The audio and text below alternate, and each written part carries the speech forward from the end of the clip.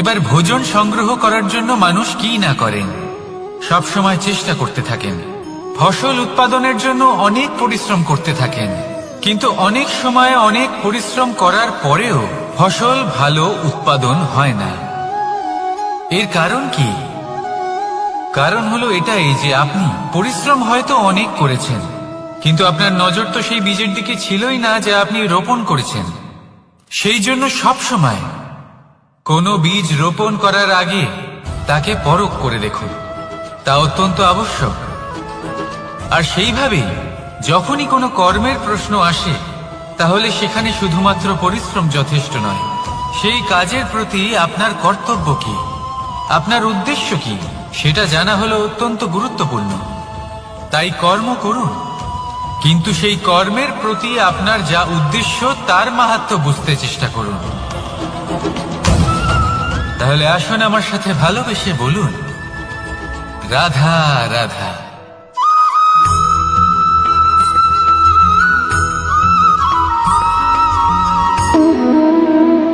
সম্পর্ক হলো আমাদের জীবনের একটি আধার। কিছু সম্পর্ক এমন যা আমরা জন্মসূত্রে লাভ করি, যেমন পরিবার, মা, বাবা। কিছু সম্পর্ক আছে যা আমরা জীবনে অর্জন করে থাকি, তা সে প্রেমের হোক, স্নেহের হোক বা বন্ধুত্বের। এই সকল সম্পর্ক লাভ করার বা গড়ে তোলার 5টি ধাপ রয়েছে। প্রথম ধাপ, কোনো ব্যক্তির সাথে আলাপ হওয়া, তার সাথে কথা বলা বা তাকে দেখা। দ্বিতীয় ধাপ, সে ব্যক্তিকে আমাদের ভালো লাগা। তৃতীয় ধাপ, আমাদের এটা চাইতে শুরু করা যে জীবনে এই ব্যক্তি যেন আমাদের বন্ধু হন, আমাদের জীবনে থাকেন, বা আমাদের কাউকে ভালোবেসে ফেলা। আর এটা আমাদের ভাবা বা চাওয়া যে সেই ব্যক্তি যেন আজীবন আমার সাথে থাকেন, আমার জীবনে আমার সাথী হয়ে। চতুর্থ ধাপ, লাভ করা। এবার এই ধাপটি অনেক মানুষের পক্ষেই খুবই সরল হয়, বড়ই সরলভাবে নিজেদের সঙ্গীকে লাভ করে থাকে। কিছু মানুষের জন্য এই ধাপ অত্যন্ত কঠিন হয়ে থাকে। অনেক প্রতিকূল পরিস্থিতির উপর জয়লাভ করে তারা সঙ্গীকে লাভ করেন, কিন্তু লাভ অবশ্যই করেন। এরপরে আসে পঞ্চম, অন্তিম এবং সব থেকে গুরুত্বপূর্ণ ধাপ। সেটা হলো সেই সম্পর্ক পালন করা। এটা হলো এমন এক বিষয় যা প্রত্যেক মানুষের শেখা উচিত। যদি ব্যক্তি নিজের জীবনে সম্পর্ক রক্ষা করতে শিখে যান, তবে প্রত্যেক সম্পর্ক তার জীবনকে স্বর্গ করে তুলবে। আসুন আর আমার সাথে ভালোবেসে বলুন, রাধা রাধা।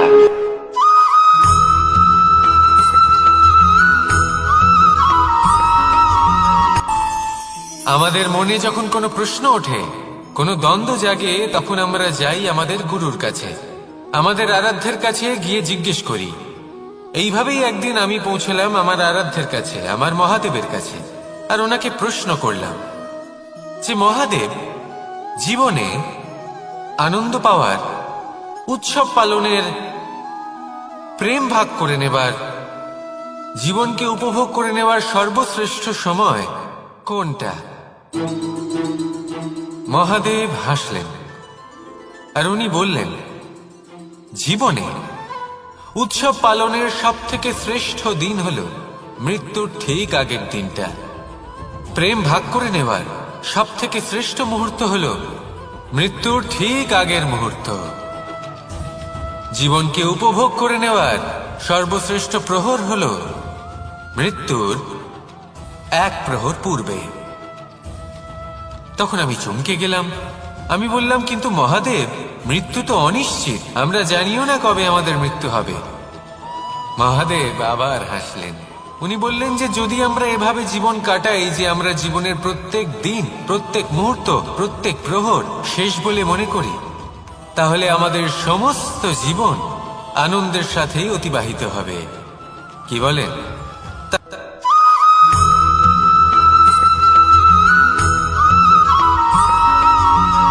এই সংসারে কোনো বস্তু হোক বা ব্যক্তি হোক, তার একার গুরুত্ব কিন্তু খুব বেশি নয়। একটা উদাহরণ হিসেবে বৃষ্টির ফোঁটাকে ভেবে দেখুন। যদি একটি বৃষ্টির ফোঁটা হয় তাহলে তার খুব বেশি গুরুত্ব থাকে না, কিন্তু যখন সহস্র বৃষ্টির ফোঁটা মেঘের মধ্যে দিয়ে ঝরে পড়ে তখন সেটা বর্ষার রূপ ধারণ করে। সেই বর্ষা যা এই প্রকৃতিকে শান্ত করে। সেইভাবেই পাথরের ছোট টুকরো তার খুব বেশি গুরুত্ব থাকে না, কিন্তু যখন অসংখ্য পাথরের টুকরো একত্রিত হয় তখন তা পর্বতের আকার ধারণ করে। সেইভাবেই কিছু মানুষ যখন একত্রিত হন তখন তৈরি হয় পরিবার, কিছু পরিবার যখন একত্রিত হয় তখন তৈরি হয় সমাজ, যখন অনেক সংখ্যক সমাজ একত্রিত হয় তখন তৈরি হয় রাজ্য।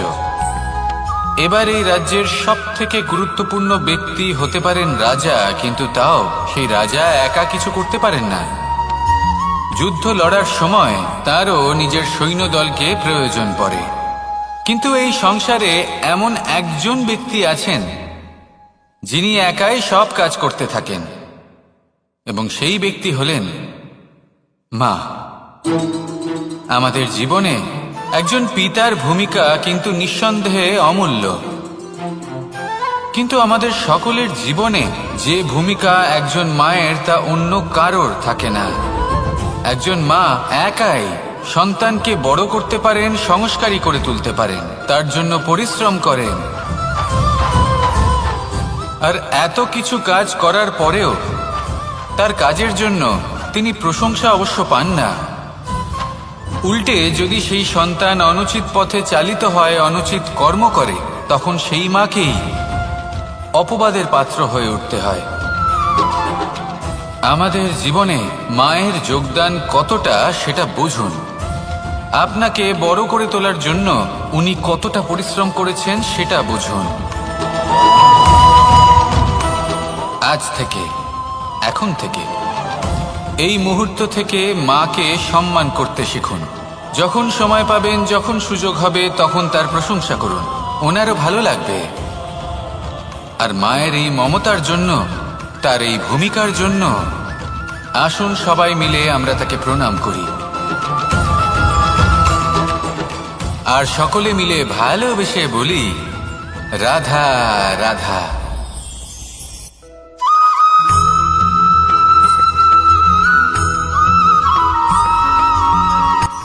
এই সংসারে সাফল্য লাভ করার জন্য জ্ঞানের প্রয়োজন হয়, পরিশ্রমের প্রয়োজন হয়, দৃঢ় নিষ্ঠার প্রয়োজন হয়, নিরন্তর চেষ্টা করা প্রয়োজনীয়। কিন্তু আরো কিছু আছে যা অত্যন্ত প্রয়োজনীয় এবং গুরুত্বপূর্ণ। তা হলো ভালো বন্ধু। তাদের থাকা অত্যন্ত প্রয়োজনীয়। যদি ভালো বন্ধু থাকে তাহলে সময় এলে তারা ঢাল হয়ে আপনাকে সুরক্ষা করবেন। সময় এলে অস্ত্রের মতো শত্রুকে সংহারও করবেন। যদি তিনি জ্ঞানী হন, তাদের মধ্যে সদ্গুণ থাকে, তাহলে এই সব গুণ আপনার মধ্যেও প্রবেশ করবে। তাহলে সাফল্যের জন্য ভালো বন্ধু পাওয়া অত্যন্ত প্রয়োজনীয়। কিন্তু শুধু বন্ধু কেন, ভালো শত্রুও থাকা প্রয়োজনীয়। এবার আপনি ভাববেন, আমি কি বললাম? যদি আপনার জীবনেও ভালো অর্থাৎ শক্তিশালী শত্রু থাকে, তাহলে আপনিও শক্তিশালী হতে থাকবেন। এই শত্রু আপনাকে প্রেরিত করবে আরো বেশি শক্তিশালী হয়ে ওঠার। কখনো কোনো হরিণকে দেখুন, তীব্র গতিতে দৌড়তে থাকে। কেন তীব্র গতিতে দৌড়য়? এই কারণে নয় যে কোথাও তার জন্য মধুর ঘাস অপেক্ষা করে রয়েছে, না। সে এই কারণে তীব্র গতিতে দৌড়য় কারণ সেটা না করলে তার পেছনে একটি সিংহ আছে যে ওকে নিজের ভোজন করে ফেলবে। তাই জীবনে বিপদ, সংকট, এই সব কিছুও হলো অত্যন্ত গুরুত্বপূর্ণ। তার সম্মুখীন হতে শিখুন, আর আমার সাথে ভালোবেসে বলুন রাধা রাধা।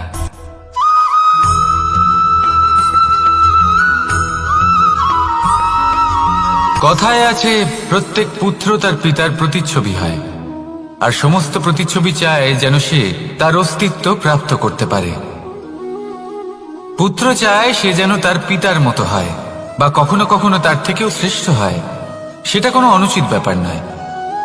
অনুচিত তখন হয় যখন পুত্র নিজের পিতার মতো হবার স্বপ্ন পূরণ করতে গিয়ে বা তার থেকেও শ্রেষ্ঠ হওয়ার স্বপ্ন পূরণে অনুচিত পথের আশ্রয় নেয়।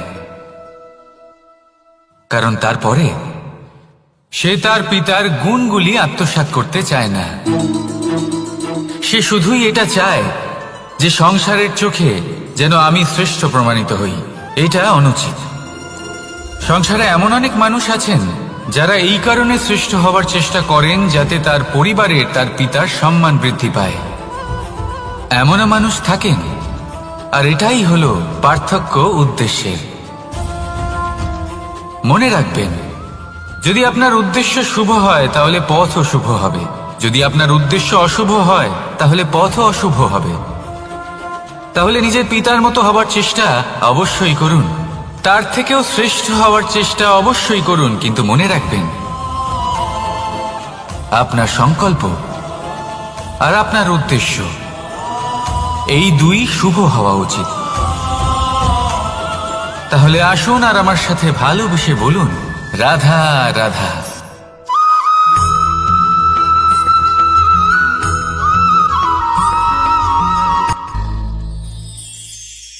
শিশিরের বিন্দু পাতার ওপর পড়ে আর তার গায়ে লেগে থাকে। পাতা তাকে শুষে নিতে পারে না, আর শেষ পর্যন্ত সে ঝরে পড়ে যায়। অন্যদিকে রয়েছে মেঘ এবং চাতক। এদের মধ্যে অনেক দূরত্ব থাকে। মেঘ থাকে আকাশে আর চাতক থাকে ধরিত্রীতে। কিন্তু যখন এই মেঘ থেকে বৃষ্টি ঝরে পড়ে, এই চাতক কিন্তু সেই জলই পান করে, নয়তো সে তৃষ্ণার্ত থেকে যায়। এবার অন্যদিকে দেখলাম শিশির বিন্দু আর পাতার এই সম্পর্ক। এরা খুব কাছাকাছি থাকে, ঘনিষ্ঠও থাকে।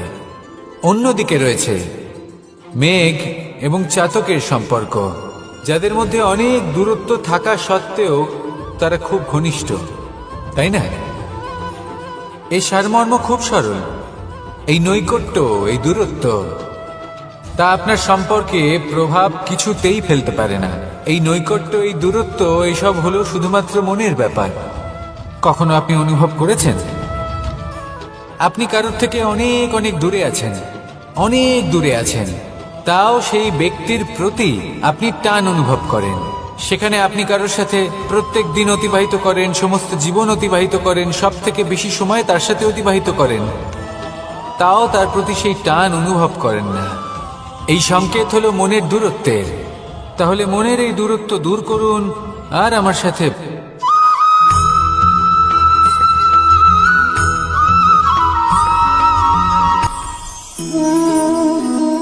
শক্তি এক অত্যন্ত বিচিত্র বস্তু, বা বলতে পারেন অনুভূতি। পিতা সবসময় চান যেন তিনি তার শক্তি পুত্রকে। আসুন আপনাকে সহজে বোঝাই। যদি আপনি সুপাত্র হন আর আপনাকে শক্তি দেওয়া হয়, তাহলে আপনি সেই শক্তির গুরুত্ব বুঝবেন, কোথায় সেই শক্তি প্রয়োগ করা উচিত সেটা বুঝবেন। আর এটা যেহেতু অর্জন করা শক্তি হবে, সেই শক্তির অপব্যবহার হবে না। কিন্তু যদি এই আপনি কুপাত্র হন আর যদি আপনাকে এই শক্তি দেওয়া হয়, তাহলে কি হবে? দেখতে গেলে এই শক্তি আপনি দান হিসেবে পেয়েছেন, তাই না? আপনি এই শক্তির গুরুত্ব বুঝবেন আর না এর প্রয়োগ আপনি জানবেন। তার অপব্যবহার হওয়া সুনিশ্চিত। তাই যদি আপনি কোনো শক্তি অর্জন করতে চান, তাহলে আগে তার যোগ্য হয়ে উঠুন। পুত্র নয়, পাত্র হয়ে উঠুন। আর আমার সাথে ভালোবেসে বলুন, রাধা রাধা।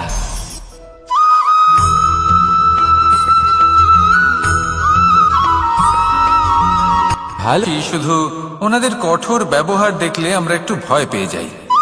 এবার ওনাদের এই কঠোর ব্যবহার আমাদের ভালো না লাগলেও অত্যন্ত আবশ্যক, কারণ মাতার থেকে আমরা যে শক্তি লাভ করি তা যেন নিয়ন্ত্রণ হারিয়ে বিধ্বংসী না হয়ে ওঠে।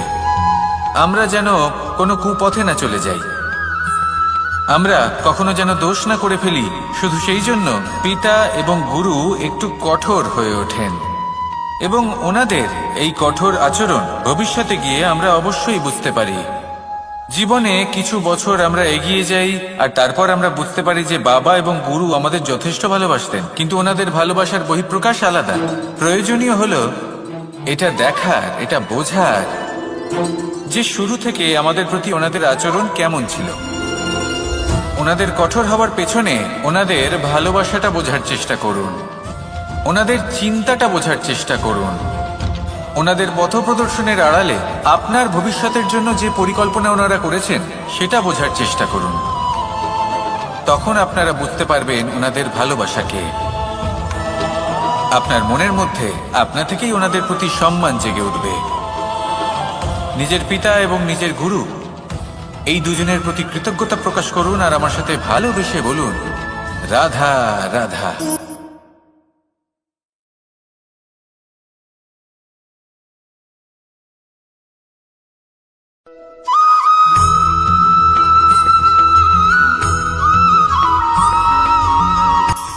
কখনো কোনো বাগানের কোনো বৃক্ষকে দেখেছেন যেখানে সুগন্ধি ফুল থাকে, রসালো ফল থাকে?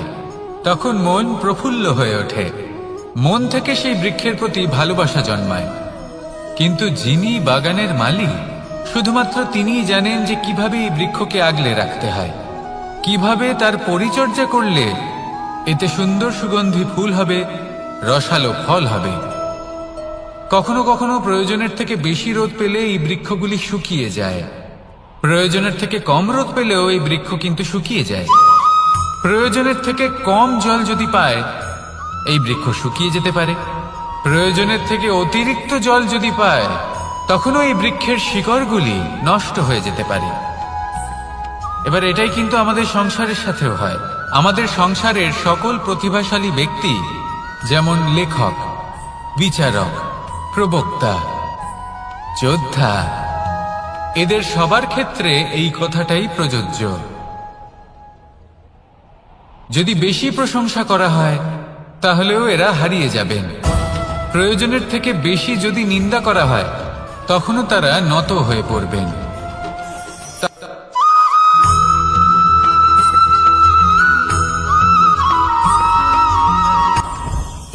জীবনে কিছু শেখা অত্যন্ত গুরুত্বপূর্ণ। এবার কি কি শিখতে হবে, সেই সব শেখানোর জন্য অনেক শিক্ষক রয়েছেন। কিন্তু কি শিখবেন না আর কি করবেন না, এটা আমাদের নিজের অভিজ্ঞতা দিয়ে শিখতে হয়। কিন্তু তার মানে এটা নয় যে যদি আপনাকে শিখতে হয় যে আগুনের তাপ কতটা, আপনাকে আগুনের মধ্যে হাত দিতে হবে। না, অন্য কারোর অভিজ্ঞতা দ্বারাও শিখতে পারেন। প্রশ্ন শুধুমাত্র একটাই যে আপনি কি শিখতে চান নাকি চান না। যদি আপনি এটাই ভাবেন যে আমি শুধুই নিজের অভিজ্ঞতা দ্বারাই শিখতে চাই, তাহলে জীবনকাল ছোট মনে হবে, অনেক কিছুই শিখতে পারবেন না। তাই নিজের সাথে সাথে বড়দের অভিজ্ঞতা দ্বারাও শেখা শুরু করে দিন। এই সংসারের অভিজ্ঞতা দ্বারা শিখতে শুরু করে দিন। আর এটা নিশ্চিত রূপে শেখা আবশ্যক যে কখন কি করবেন না, কোথায় থামতে হবে আর কোথায় থামবেন না। তাহলে আসুন আর আমার সাথে ভালোবেসে বলুন, রাধা রাধা।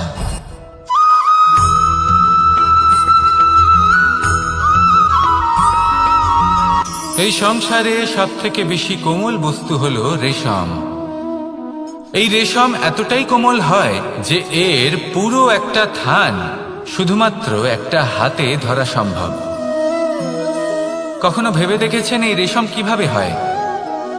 একটি কীট তার লালার দ্বারা উৎপন্ন হয়।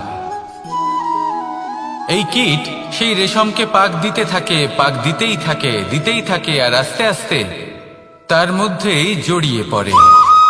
শেষে ওর এই সুন্দর অমূল্য সৃষ্টি রেশমের এই সুতো, তার নির্মাণ কার্য পূর্ণ হয়। কিন্তু তাতেই ও নিজে বন্দী হয়ে যায়। নিজেরই মায়াজালের এই বন্দী গৃহে নিজেই ফেঁসে যায়। এবার এই সুতোকে ব্যবহারযোগ্য করে তোলার জন্য এই কীটগুলিকে এই কবচের সাথেই ফুটন্ত জলে ফেলে দেওয়া হয়। এই সংসারে যদি আমাদের স্বপ্ন এই সংসারের দুঃখ হরণ করার জন্য, এই সংসারে সুখ বিতরণ করার জন্য হয়, তবেই আমাদের প্রগতি সম্ভব।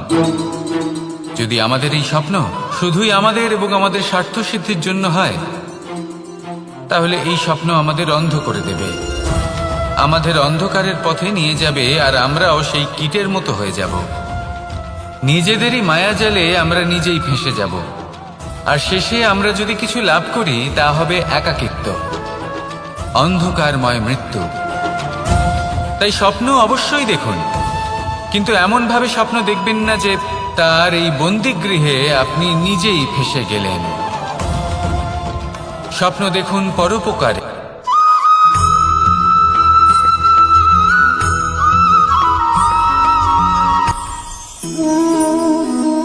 শক্তি এক অত্যন্ত বিচিত্র বস্তু, বা বলতে পারেন অনুভূতি। পিতা সবসময় চান যেন তিনি তার শক্তি পুত্রকে। আসুন আপনাকে সহজে বোঝাই। যদি আপনি সুপাত্র হন আর আপনাকে শক্তি দেওয়া হয়, তাহলে আপনি সেই শক্তির গুরুত্ব বুঝবেন, কোথায় সেই শক্তি প্রয়োগ করা উচিত সেটা বুঝবেন। আর এটা যেহেতু অর্জন করা শক্তি হবে, সেই শক্তির অপব্যবহার হবে না। কিন্তু যদি এই আপনি কুপাত্র হন আর যদি আপনাকে এই শক্তি দেওয়া হয়, তাহলে কি হবে? দেখতে গেলে এই শক্তি আপনি দান হিসেবে পেয়েছেন, তাই না আপনি এই শক্তির গুরুত্ব বুঝবেন আর না এর প্রয়োগ আপনি জানবেন। তার অপব্যবহার হওয়া সুনিশ্চিত। তাই যদি আপনি কোনো শক্তি অর্জন করতে চান, তাহলে আগে তার যোগ্য হয়ে উঠুন। পুত্র নয়, পাত্র হয়ে উঠুন। আর আমার সাথে ভালোবেসে বলুন, রাধা রাধা।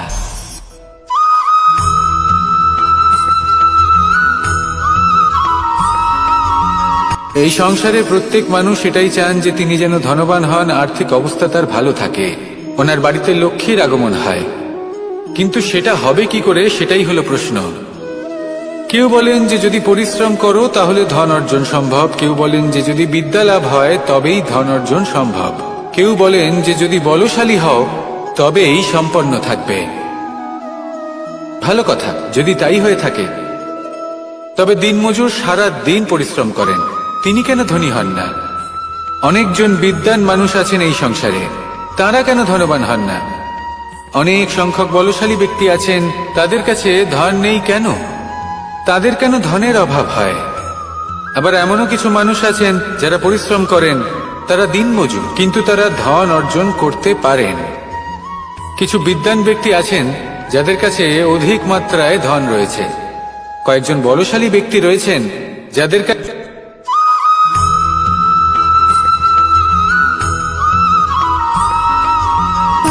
সুখ, দুঃখ এবং শক্তি, এই তিন হলো এই সংসারের ত্রিদেবের মতো। আমাদের জীবনে যা কিছু ঘটছে এই তিনটির ভিত্তির উপরেই হচ্ছে। আসলে এই সংসারের একটা নিয়ম আছে, যখনই আপনি কিছু লাভ করেন, এই সংসার আপনার পরীক্ষা নেয়। এটা জানার জন্য আপনার পরীক্ষা নেয় যে আপনি যা কিছুই লাভ করেছেন, আপনি কি আদৌ সেটার যোগ্য কিনা। ঠিক সেইভাবেই এই সুখ, দুঃখ এবং শক্তি আপনার পরীক্ষা নিয়ে থাকে। যখন সুখ আসে তখন সে আপনার পরীক্ষা নেয় যে আপনার মধ্যে অহংবোধ জাগ্রত হয়নি তো। যদি অহংবোধ চলে আসে তাহলে সুখ সেখানেই সঙ্গ ত্যাগ করে। দুঃখ আপনার ধৈর্যের পরীক্ষা নিতে থাকে, আর যদি আপনার মধ্যে ধৈর্য না থাকে তাহলে এটা আপনাকে আরো বেশি দুঃখের গভীর অন্ধকারে ঠেলে দেবে। সেখানে শক্তি পরীক্ষা নেয় আপনার বিনম্রতার। যদি আপনি বিনম্র না হন, তাহলে হয় এই শক্তি আপনার সঙ্গ ত্যাগ করবে, নয় এই শক্তি বিনম্রতার অভাবে আপনার পতনের কারণ হতে পারে। এই সংসারে যে কোনো ব্যক্তি যিনি এই পরীক্ষায় উত্তীর্ণ হয়ে থাকেন, এই জীবনে তিনি সাফল্য লাভ করেন। আসুন আমার সাথে ভালোবেসে বলুন, রাধা রাধা।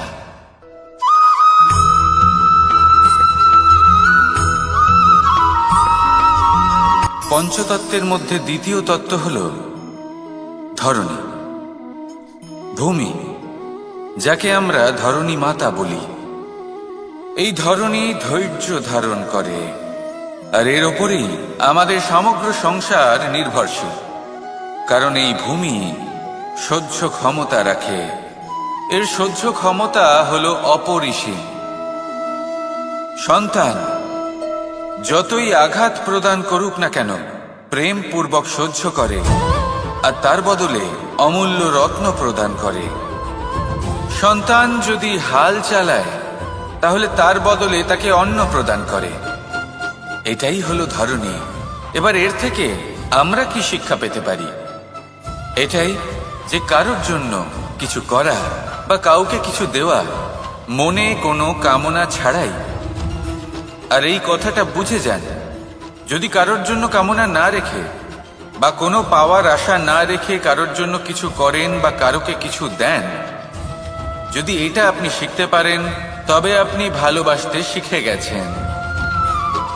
আর সেই জন্যই এই ধরিত্রীকে মাতা বলা হয়, কারণ মাতা শুধু উনি নন যিনি গর্ভে সন্তানকে ধারণ করেন, মাতা তো উনিও যিনি জীবন বাঁচতে শেখান, যিনি জীবন বাঁচার উদাহরণ প্রদান করেন। তাহলে ধরনীর থেকে এই নিঃস্বার্থ ভাব শিখুন, নিঃস্বার্থ ভালোবাসা শিখুন, আর এই ভালোবাসার সাথেই বলুন রাধা রাধা।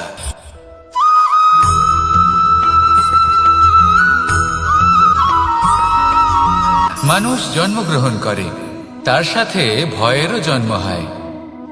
ছোটবেলা থেকেই আমাদের মনে কোনো না কোনো প্রকারের ভয় থেকেই যায়। কেউ এই বিষয়ে ভয় পায় যে তার কোনো বস্তু তার থেকে দূরে চলে যাবে, কেউ এই বিষয়ে ভয় পায় যে আমি নিজেকে হারিয়ে ফেলব, কেউ এই ভেবে ভয় পায় যে আমার প্রিয়জনেরা তারা যেন আমার থেকে দূরে না চলে যায়, কেউ এই ভেবে ভয় পায় যে আমরা যেন পথ না হারিয়ে ফেলি, আদি ইত্যাদি। কিন্তু সত্যি কথা বলতে ভেবে দেখুন এই ভয় বাস্তবে কি? শুধুই একটা মনস্থিতি, আর কিছুই নয়। যা কিছু আপনি জীবনে পেয়েছেন তা একদিন আপনাকে হারাতে হবে। এই জীবন হলো আপনারই, কিন্তু তাও একদিন সমাপ্ত হবে। তাই ভয় পেয়ে কি লাভ? এই ভয় শুধু আপনাকে জীবন যাপন করা থেকে বাধা দিচ্ছে, আর কিচ্ছু নয়। পথ হারিয়ে ফেললেই বুঝতে পারবেন যে নতুন পথ কিভাবে বানাতে হয়। কিছু মানুষকে জীবন থেকে হারালে তবেই আপনি বুঝবেন যে আপনার আপনজনকে। এই ভয়ের কারণে ভীত হয়ে থাকবেন না। এই তারা নক্ষত্র অন্ধকারের অভাবে গুরুত্ব হারায়। শিবকেও মহাদেব হওয়ার জন্য বিষ পান করতে হয়েছিল। প্রত্যেক পরিস্থিতি, প্রত্যেক সাফল্য আপনার পরীক্ষা নেবে, তাতে উত্তীর্ণ হওয়া হলো আপনার কর্ম। যখনই আপনি ভয় পাবেন বা সংকটের সম্মুখীন হবেন, তখন সাহসের সাথে তার সম্মুখীন হন। মনে রাখবেন, যে সম্মুখীন হতে জানে সাফল্য তার সাথে সবসময় থাকে। আসুন আর আমার সাথে ভালোবেসে বলুন রাধা রাধা।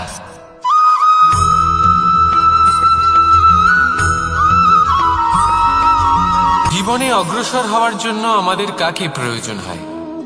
মাতা পিতা, বন্ধু, প্রেম, সাহায্য, অর্থ, পরিশ্রম, আশা।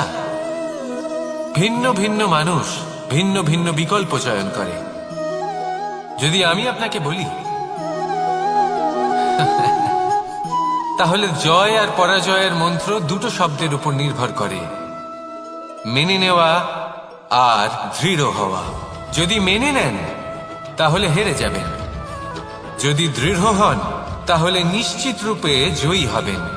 যদি কখনো আপনি ক্লান্ত হয়ে ওঠেন, আপনি দুঃখী হন, পুরোপুরি ভেঙে পড়েছেন, তখন মেনে নেবেন না যে আপনি ভেঙে পড়েছেন, নয়তো হেরে যাবেন। তখন উল্টে স্থির করবেন যে যাই হয়ে যাক না কেন আমি জয়ী হবই। আর আপনি দেখবেন যে জয় নিশ্চিত রূপে আপনার কাছেই আসবে। তাহলে এই কথা মনে রাখবেন আর আমার সাথে ভালোবেসে বলবেন রাধা রাধা।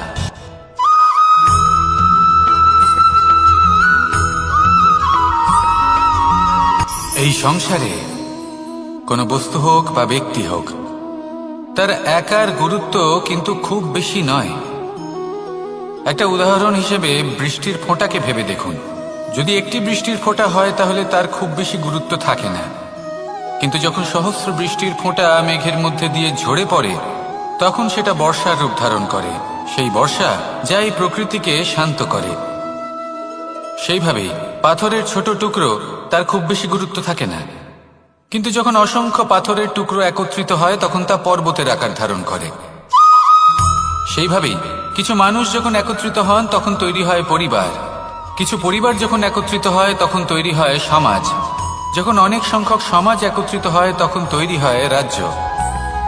এবার এই রাজ্যের সবথেকে গুরুত্বপূর্ণ ব্যক্তি হতে পারেন রাজা, কিন্তু তাও সেই রাজা একা কিছু করতে পারেন না। যুদ্ধ লড়ার সময় তারও নিজের সৈন্যদলকে প্রয়োজন পড়ে। কিন্তু এই সংসারে এমন একজন ব্যক্তি আছেন যিনি একাই সব কাজ করতে থাকেন, এবং সেই ব্যক্তি হলেন মা। আমাদের জীবনে একজন পিতার ভূমিকা কিন্তু নিঃসন্দেহে অমূল্য, কিন্তু আমাদের সকলের জীবনে যে ভূমিকা একজন মায়ের তা অন্য কারোর থাকে না। একজন মা একাই সন্তানকে বড় করতে পারেন, সংস্কারী করে তুলতে পারেন, তার জন্য পরিশ্রম করেন। আর এত কিছু কাজ করার পরেও তার কাজের জন্য তিনি প্রশংসা অবশ্য পান না। উল্টে যদি সেই সন্তান অনুচিত পথে চালিত হয়, অনুচিত কর্ম করে, তখন সেই মাকেই অপবাদের পাত্র হয়ে উঠতে হয়। আমাদের জীবনে মায়ের যোগদান কতটা সেটা বুঝুন। আপনাকে বড় করে তোলার জন্য উনি কতটা পরিশ্রম করেছেন সেটা বুঝুন। আজ থেকে, এখন থেকে, এই মুহূর্ত থেকে মাকে সম্মান করতে শিখুন। যখন সময় পাবেন, যখন সুযোগ হবে, তখন তার প্রশংসা করুন, ওনারও ভালো লাগবে। আর মায়ের এই মমতার জন্য, তার এই ভূমিকার জন্য আসুন সবাই মিলে আমরা তাকে প্রণাম করি, আর সকলে মিলে ভালোবেসে বলি, রাধা রাধা।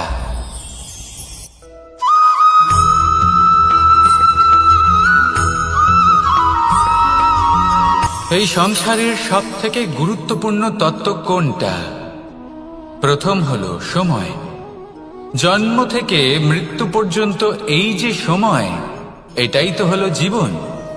দ্বিতীয় হলো জীবন, যাতে আমরা সময়ের সদ্ব্যবহার করি, শ্রেষ্ঠ থেকে শ্রেষ্ঠতর কাজ করার চেষ্টা করি, বহু বছরের এই পরম্পরা, এই সংস্কৃতিকে এগিয়ে নিয়ে যাওয়ার চেষ্টা করি, এই সংসারে আমরা অংশগ্রহণ করতে চেষ্টা করি।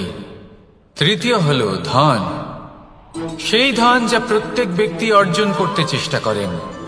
এবার এই তিনটি তত্ত্বের মধ্যে একটা সামঞ্জস্য আছে, সমান ব্যাপার আছে, সে ধনই হোক বা সময় হোক বা হোক জীবন।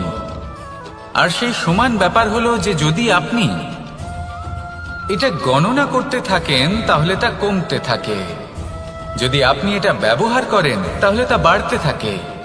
একে সংগঠিত করে রাখতে চেষ্টা করলে এ হাত থেকে ফসকে যায়, কিন্তু যদি আপনি একে সামলে রাখতে শিখে যান তাহলে এমন কাজ করবেন যাতে সংসারের সাথে সাথে পরবর্তী প্রজন্ম লাভবান হবে।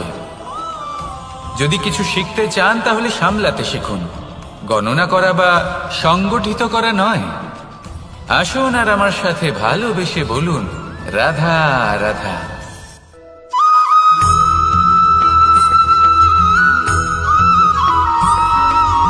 কথায় আছে, প্রত্যেক পুত্র তার পিতার প্রতিচ্ছবি হয়, আর সমস্ত প্রতিচ্ছবি চায় যেন সে তার অস্তিত্ব প্রাপ্ত করতে পারে। পুত্র চায় সে যেন তার পিতার মতো হয়, বা কখনো কখনো তার থেকেও শ্রেষ্ঠ হয়। সেটা কোনো অনুচিত ব্যাপার নয়। অনুচিত তখন হয় যখন পুত্র নিজের পিতার মতো হবার স্বপ্ন পূরণ করতে গিয়ে বা তার থেকেও শ্রেষ্ঠ হওয়ার স্বপ্ন পূরণে অনুচিত পথের আশ্রয় নেয়। কারণ তারপরে সে তার পিতার গুণগুলি আত্মসাৎ করতে চায় না।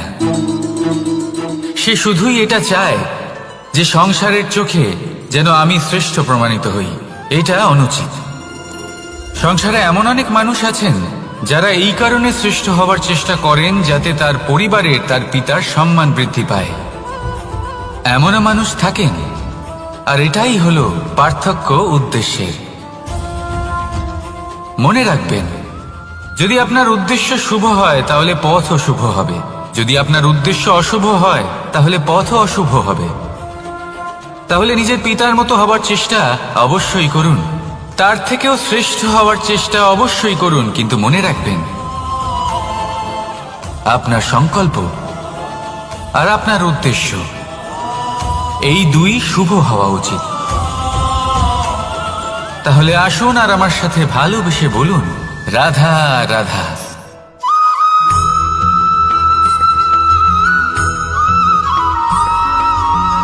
পিতা আর পুত্রের সম্পর্ক অত্যন্ত মধুর হয়ে থাকে। পিতা স্বপ্ন দেখেন, তাকে পূর্ণ করার সকল সম্ভাব্য চেষ্টা করেন, কিন্তু তাও অনেক সময় ওনার স্বপ্ন অপূর্ণ থেকে যায়। তখন পিতা ভাবেন যে স্বপ্ন উনি পূর্ণ করতে পারেননি, ওনার সন্তান তা অবশ্যই পূরণ করবে। যে স্থানে উনি কখনো পৌঁছতে পারেননি, সেই স্থানে ওনার পুত্র অবশ্যই পৌঁছবে। পিতা নিজের সন্তানের ভবিষ্যৎ নিয়ে সেই স্বপ্ন দেখেন, আর যখন সেই সন্তান সামনে এগোতে থাকে তখন তার দুঃখ হয় না, বরং গর্ব হয়। ওনার ভালো লাগে এটা দেখে যে ওনার সন্তান অনেক উন্নতি করছে। কিন্তু যখন সন্তান নিজের অভিভাবকের শক্তি দেখে, তার যশ দেখে হিংসা করতে থাকে, সমস্যা সেইখানেই শুরু হয়।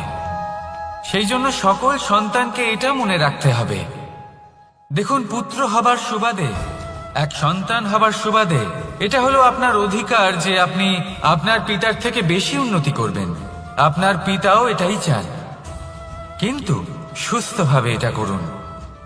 একটা রেখা টেনে নিন যাতে আপনি তাতে এগোতে পারেন আর আপনার পিতার তাতে গর্ববোধ হয়, আর সেই বিষয়ে দুঃখ না হয় যে আমার সন্তান আমাকেই ছোট করার চেষ্টা করছে। ইতিহাস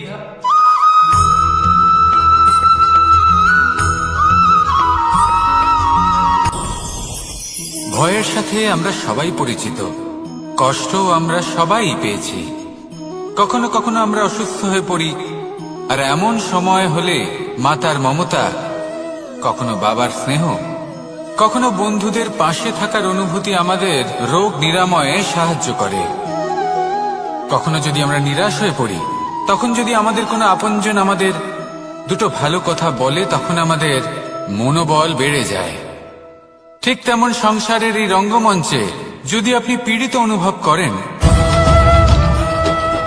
কিছু শুভ কথা আলোচনা করুন, কিছু স্তুতি গান করুন, কিছু মুহূর্তের জন্য হলেও নিজের ইষ্টদেবের কথা স্মরণ করুন আর প্রার্থনা করুন। সাহস বাড়বে, শক্তিও বৃদ্ধি পাবে এবং সামনে এগিয়ে চলার পথও দেখতে পাবেন। তখন এই মন প্রসন্ন হয়ে বলবে, রাধা রাধা।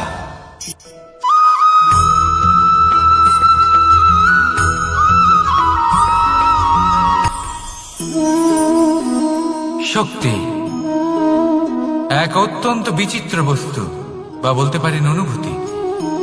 পিতা সবসময় চান যেন তিনি তার শক্তি পুত্রকে। আসুন আপনাকে সহজে বোঝাই।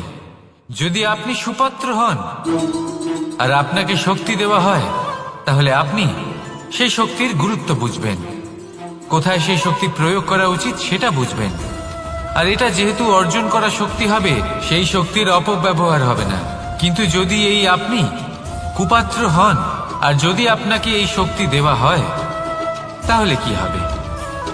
দেখতে গেলে এই শক্তি আপনি দান হিসেবে পেয়েছেন, তাই না আপনি এই শক্তির গুরুত্ব বুঝবেন আর না এর প্রয়োগ আপনি জানবেন। তার অপব্যবহার হওয়া সুনিশ্চিত। তাই যদি আপনি কোনো শক্তি অর্জন করতে চান, তাহলে আগে তার যোগ্য হয়ে উঠুন। পুত্র নয়, পাত্র হয়ে উঠুন। আর আমার সাথে ভালোবেসে বলুন, রাধা রাধা।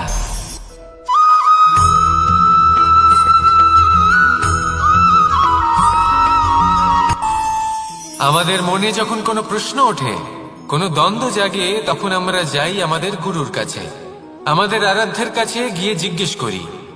এইভাবেই একদিন আমি পৌঁছলাম আমার আরাধ্যের কাছে, আমার মহাদেবের কাছে, আর ওনাকে প্রশ্ন করলাম যে মহাদেব, জীবনে আনন্দ পাওয়ার, উৎসব পালনের, প্রেম ভাগ করে নেবার, জীবনকে উপভোগ করে নেওয়ার সর্বশ্রেষ্ঠ সময় কোনটা? মহাদেব হাসলেন আর উনি বললেন, জীবনে উৎসব পালনের সবথেকে শ্রেষ্ঠ দিন হল মৃত্যুর ঠিক আগের দিনটা। প্রেম ভাগ করে নেওয়ার সবথেকে শ্রেষ্ঠ মুহূর্ত হল মৃত্যুর ঠিক আগের মুহূর্ত। জীবনকে উপভোগ করে নেওয়ার সর্বশ্রেষ্ঠ প্রহর হল মৃত্যুর এক প্রহর পূর্বে। তখন আমি চমকে গেলাম। আমি বললাম, কিন্তু মহাদেব, মৃত্যু তো অনিশ্চিত, আমরা জানিও না কবে আমাদের মৃত্যু হবে। মহাদেব আবার হাসলেন উনি বললেন যে যদি আমরা এভাবে জীবন কাটাই যে আমরা জীবনের প্রত্যেক দিন, প্রত্যেক মুহূর্ত, প্রত্যেক প্রহর শেষ বলে মনে করি, তাহলে আমাদের সমস্ত জীবন আনন্দের সাথেই অতিবাহিত হবে। কি বলেন?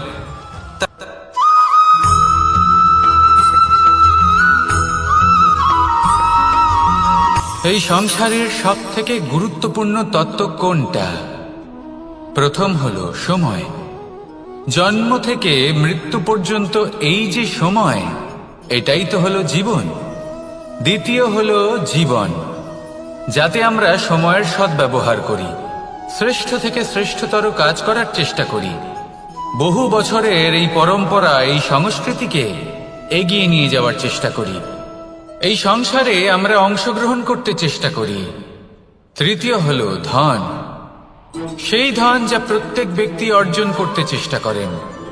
এবার এই তিনটি তত্ত্বের মধ্যে একটা সামঞ্জস্য আছে, সমান ব্যাপার আছে, সে ধনই হোক বা সময় হোক বা হোক জীবন। আর সেই সমান ব্যাপার হলো যে যদি আপনি এটা গণনা করতে থাকেন তাহলে তা কমতে থাকে, যদি আপনি এটা ব্যবহার করেন তাহলে তা বাড়তে থাকে।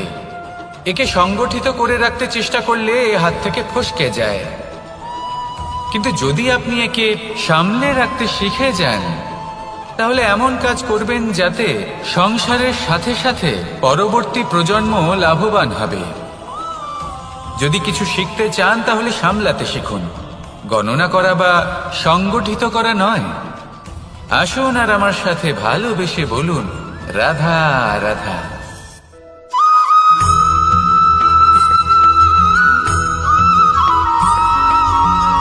যখন আমরা কোনো বনে প্রবেশ করি তখন এই সবুজ ঘাস দেখে, এই কোমল ঘাস দেখে আমাদের মন প্রফুল্ল হয়ে ওঠে। ভিন্ন ভিন্ন প্রজাতির ফুল, ভিন্ন ভিন্ন রঙের ফুল দেখে এই মন আনন্দে ভরে ওঠে। এখানে শিশুরা আনন্দ লাভ করে, বড়রা ভোজন গ্রহণ করেন, কথাবার্তা বলেন, হাঁটাহাঁটি করে বেড়ান। এবার ভেবে দেখুন, যখন এই উপবনের নির্মাণ হয়েছিল সেই সময় যদি এই মাটিকে সঠিকভাবে খনন না করা হতো, যদি তাতে সঠিকভাবে বীজ রোপণ না করা হতো, যদি কোনো সংঘর্ষ না হতো, পরিশ্রম না করা হতো, যদি চলতে চলতে পায়ে কাঁটা না বিঁধে যেত, তাহলে এই সুন্দর বন দেখে আমরা কি এই আনন্দ লাভ করতে পারতাম? কখনোই নয়। ধরুন কোনো নদীর তটে সুন্দর একটি বন আছে, সেই বনের আনন্দ লাভ করতে গেলে আপনাকে সেই নদী পার করতেই হবে। যদি সুখের নদীর কাছে পৌঁছতে চান তাহলে তটে যে কাঁটা রয়েছে সেগুলোর সাথে সংঘর্ষ করতেই হবে। এই সংসারে যদি আপনি সুখ লাভ করতে চান তাহলে সুখ লাভের এই যাত্রা শুরু করতে হবে সংঘর্ষ দ্বারা।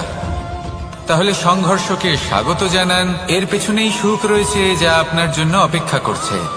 এবার হাসুন আর আমার সাথে ভালোবেসে বলুন, রাধা।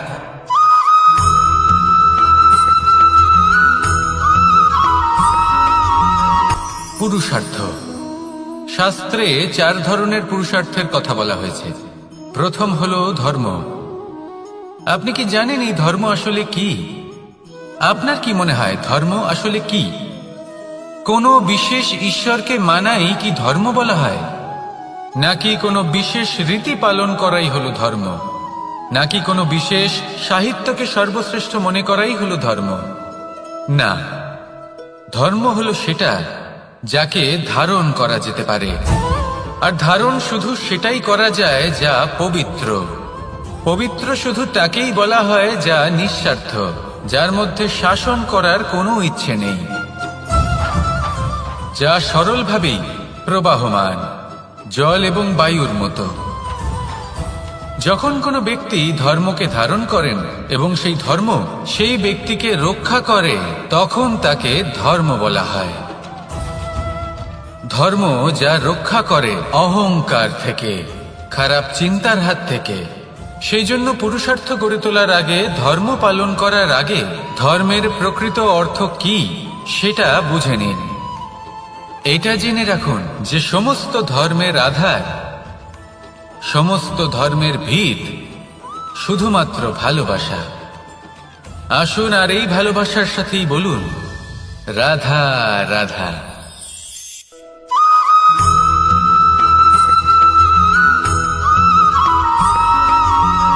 মানুষের মানসিকতা এমন হয় যে সে যতটা করে আশা করে যে তার থেকে অনেক বেশি তার বদলে সে পাবে। দেখুন, সবকিছুই আপনার ভাবনা চিন্তার উপর নির্ভর করছে। আপনি যদি ফলের বিষয়ে ভেবে কর্ম করতে থাকেন তাহলে সেটা অনুচিত। জীবনের আসল আনন্দ হলো নিজের কর্ম করতে থাকা, ফলের চিন্তা করা উচিত নয়। যদি আপনি এরকম ভাবেন যে আমি এতটা করছি, আমার এতটা পাওয়া উচিত, সেই ভাবনা অনুচিত। যদি আপনি সেবার মানসিকতা নিয়ে কর্ম করতে থাকেন, কর্মচক্রে প্রবাহিত হন, যদি আপনি এমন ভাবনা রাখেন যে আমি এতটা পাচ্ছি তাই এর থেকে অনেক বেশি আমি কর্ম করব, তাহলে নিশ্চিতরূপে আপনি যতটা করছেন তার থেকে অনেক বেশি আপনি পাবেন। আপনার আশার থেকে অনেক বেশি আপনি পাবেন। শুধু জীবনে অনেক বেশি কাজ করতে থাকুন, ফলের চিন্তা করবেন না। আর মনে রাখবেন, এই ভাবনাই সব থেকে বড় বীজ। কর্মের উপর বিশ্বাস রাখুন। জীবনে যা যা আপনি চান সবই সুখময় হবে। আসুন আর আমার সাথে ভালোবেসে বলুন, রাধা রাধা।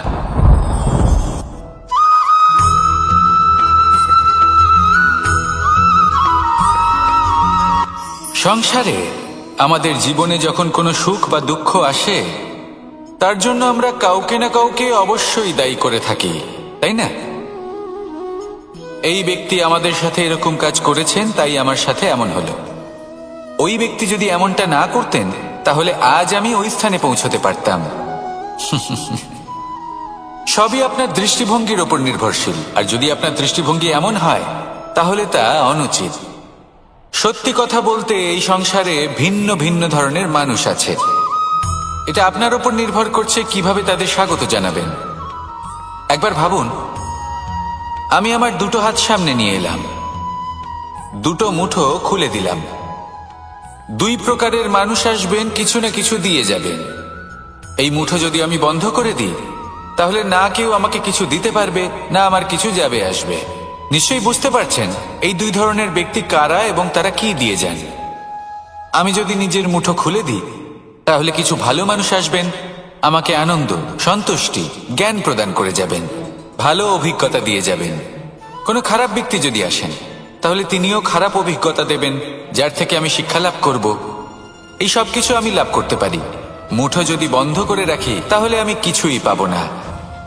দেখুন, এই সংসারে প্রত্যেকের জীবনে এইরকম। প্রত্যেকের জীবনে সবকিছুই আছে, ভালো খারাপ দুই মানুষই আছে। ভালো অভিজ্ঞতা আছে, খারাপ অভিজ্ঞতা আছে। নির্ভর করছে আপনার উপর যে আপনি কি করবেন, এনাদের স্বাগত কিভাবে জানাবেন, কার থেকে কি বুঝবেন, কি শিখতে পারবেন, আর কোন দৃষ্টিভঙ্গি নিয়ে অগ্রসর হবেন। এটাই নির্ধারণ করবে যে আপনার জীবন কেমন হবে। আসুন আমার সাথে ভালোবেসে বলুন, রাধা রাধা।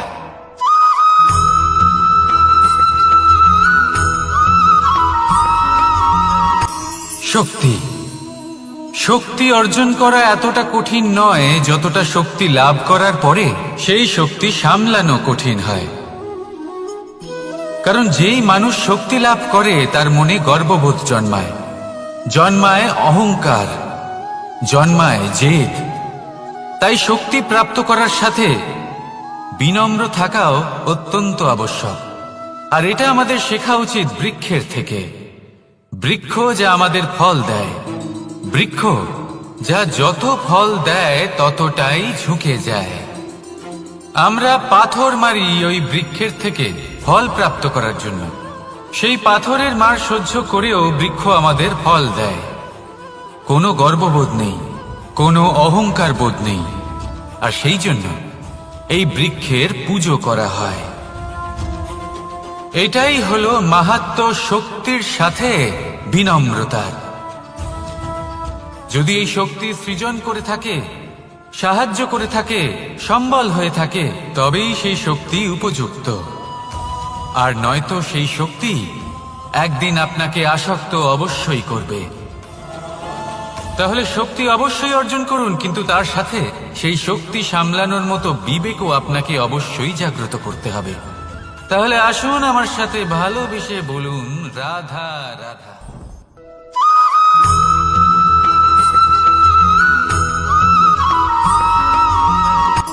কথায় আছে অন্ধকারে প্রদীপ প্রজ্বলিত করলে চতুর্দিক আলোকিত হয়, কিন্তু যদি এই প্রদীপ আমি সূর্যের আলোর সম্মুখে সকালবেলায় প্রজ্বলিত করে রেখে দিই, তাহলে কি হবে? আপনি বলবেন যে এটা করে তো কোনো লাভই হলো না। সূর্যের প্রকাশের সামনে এই প্রদীপ আসলে কিছুই নয়। এবার এই চিন্তা ভাবনা প্রত্যেক দিন করতে হবে, আর একটা অমূল্য শিক্ষা পেতে হবে। মনে করুন যে আপনি মহাপুরুষের সামনে বসে আছেন, কোনো মহাজ্ঞানীর সামনে, তাহলে সেই ব্যক্তির সামনে নিজের জ্ঞানের প্রদীপ প্রজ্বলিত করবেন না, নীরব থাকুন আর সেই ব্যক্তির সূর্যের প্রকাশের মতো জ্ঞান প্রাপ্ত করুন। যতটা পারবেন জ্ঞান লাভ করুন।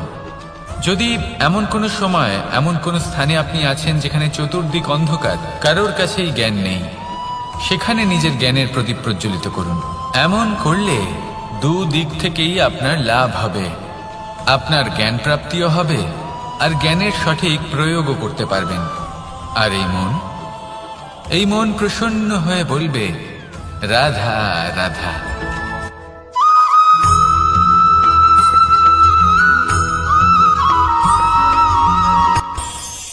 এই সংসারে আমরা প্রকাশ কোথা থেকে পাই? এর উত্তর বড়ই সরল। ভোরে যখন সূর্যোদয় হয় তখন প্রকাশের কিরণ আমাদের ঘরে এসে পৌঁছয়। এইভাবেই আমরা প্রকাশ লাভ করি। এবার এই প্রকাশের আলোতেই আমরা সারাদিনের কাজ সম্পন্ন করি। সন্ধে হয়ে যায়, সূর্যাস্তও হয়ে যায়, আর আমাদের ঘর যাতে অন্ধকার না হয় তার জন্য আমরা একটা প্রদীপ প্রজ্বলিত করি। এটাই ঘটে আমাদের জীবনেও। এবার প্রবাহমান আয়ুর সাথে আমরা আমাদের অন্তরে যদি একটা প্রদীপ প্রজ্বলিত করে নিই, তাহলে বিষয়টাই অন্যরকম হবে। এবার আপনি বলবেন, কোন প্রকাশের কথা বলছি যা আমাদের অন্তরে জাগ্রত করা সম্ভব? আমাদের আত্মার মাঝে প্রেমের প্রকাশ জাগ্রত করার কথা বলছি। কারণ আমাদের এই জীবন এও হলো দিনের আলোর মতো। আজ প্রকাশ আছে, কিন্তু কোনোদিন অবশ্যই অস্ত হবে। কিন্তু অস্ত হবার আগে যদি আমরা আমাদের আত্মার মাঝে প্রেমের এই প্রকাশ উজ্জ্বলিত করে নিই, তাহলে আমাদের সন্ধ্যাকালও আমরা আনন্দে এবং প্রেমে যাপন করব। তাহলে আসুন আর আমার সাথে ভালোবেসে বলুন, রাধা রাধা।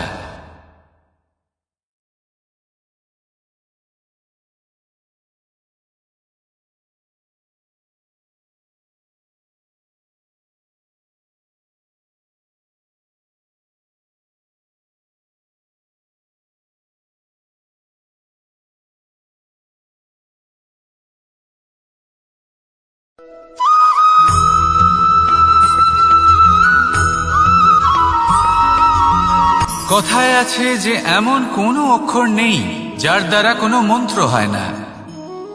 এমন কোনো বনস্পতি নেই যা নিজেই একটা ঔষধি নয়। পৃথিবীর এমন কোনো ব্যক্তি নেই যার মধ্যে কোনো যোগ্যতা থাকে না। শুধু প্রয়োজন হলো যে ব্যক্তিকে আমরা খুঁজে চলেছি তাকে সঠিকভাবে চিনে নেওয়া। যদি তার যোগ্যতা, তার বিশেষত্ব আমরা বুঝতেই না পারি, তাহলে আর লাভ কি রইল? এই সংসারে এমন অনেক ব্যক্তি রয়েছেন যারা ছোট ছোট অসফলতার কারণে আপনাকে এটা বলে দেবে যে আপনি কোনো কাজের নন, আপনি হলেন মূর্খ, আপনি কিছুই করতে পারবেন না। এইসব কথায় কখনোই বিশ্বাস করবেন না, কারণ আপনি এবং প্রত্যেকটি জীব এই পরমাত্মা এবং এই প্রকৃতির সৃষ্টি, যা অত্যন্ত বিশেষ। যদি আপনাকে উদাহরণ দিই, তাহলে একদিকে আছে তরোয়াল, একটা বড় লম্বা তরোয়াল যার দ্বারা যুদ্ধ করা যায়, জয়লাভ করা যায়। আর অন্যদিকে রয়েছে একটা ছোট্ট সূচ, কিন্তু যে কাজ একটা ছোট্ট সূচ করতে পারে তা একটা তরোয়াল দ্বারা সম্ভব নয়। এর অর্থ হলো এটাই যে প্রত্যেকটা রচনা অত্যন্ত অমূল্য এবং অত্যন্ত বিশেষ হয়। তাহলে বিশ্বাস রাখুন যে আপনি অত্যন্ত বিশেষ একজন, আর প্রেমের সাথে বলুন, রাধা রাধা।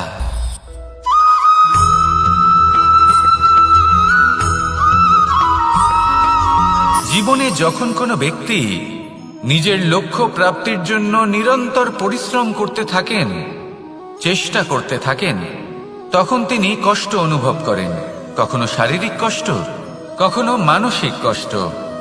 এবার উনি এটা ভাবতে থাকেন যে আমি কি উচিত করছি নাকি অনুচিত করছি। কারণ অন্যদিকে এমন একজন ব্যক্তিও আছেন যিনি একদমই পরিশ্রম চেষ্টা করছেন না। তিনি মদিরা পান করেন, বিলাসিতায় জীবন কাটান, অলস প্রকৃতির হয়ে ওঠেন, নিদ্রাতে বিলীন হয়ে থাকেন আর ভাবেন যে তিনি সুখ লাভ করছেন। কিন্তু এরকম কেন হয়? কারণ যখন আমরা সৎ পথে থাকি, উচিত পথে চলি, লক্ষ্য প্রাপ্ত করার জন্য চেষ্টা করতে থাকি, তখন আমাদের ভেতরে থাকা নেতিবাচক শক্তি এবং পাপ এই দেহকে ত্যাগ করে দেয়। আর এই অনুভূতিটাই আমাদের দুঃখের অনুভূতি দেয়, কষ্ট দেয়।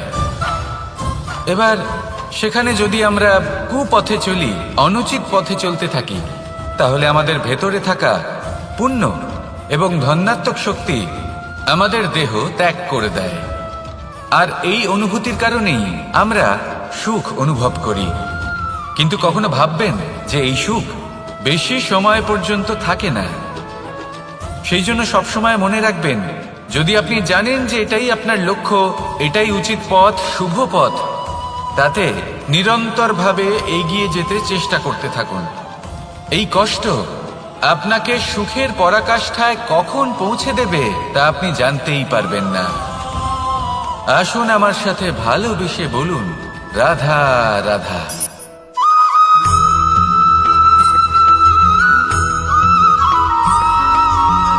এই দড়িটা দেখুন,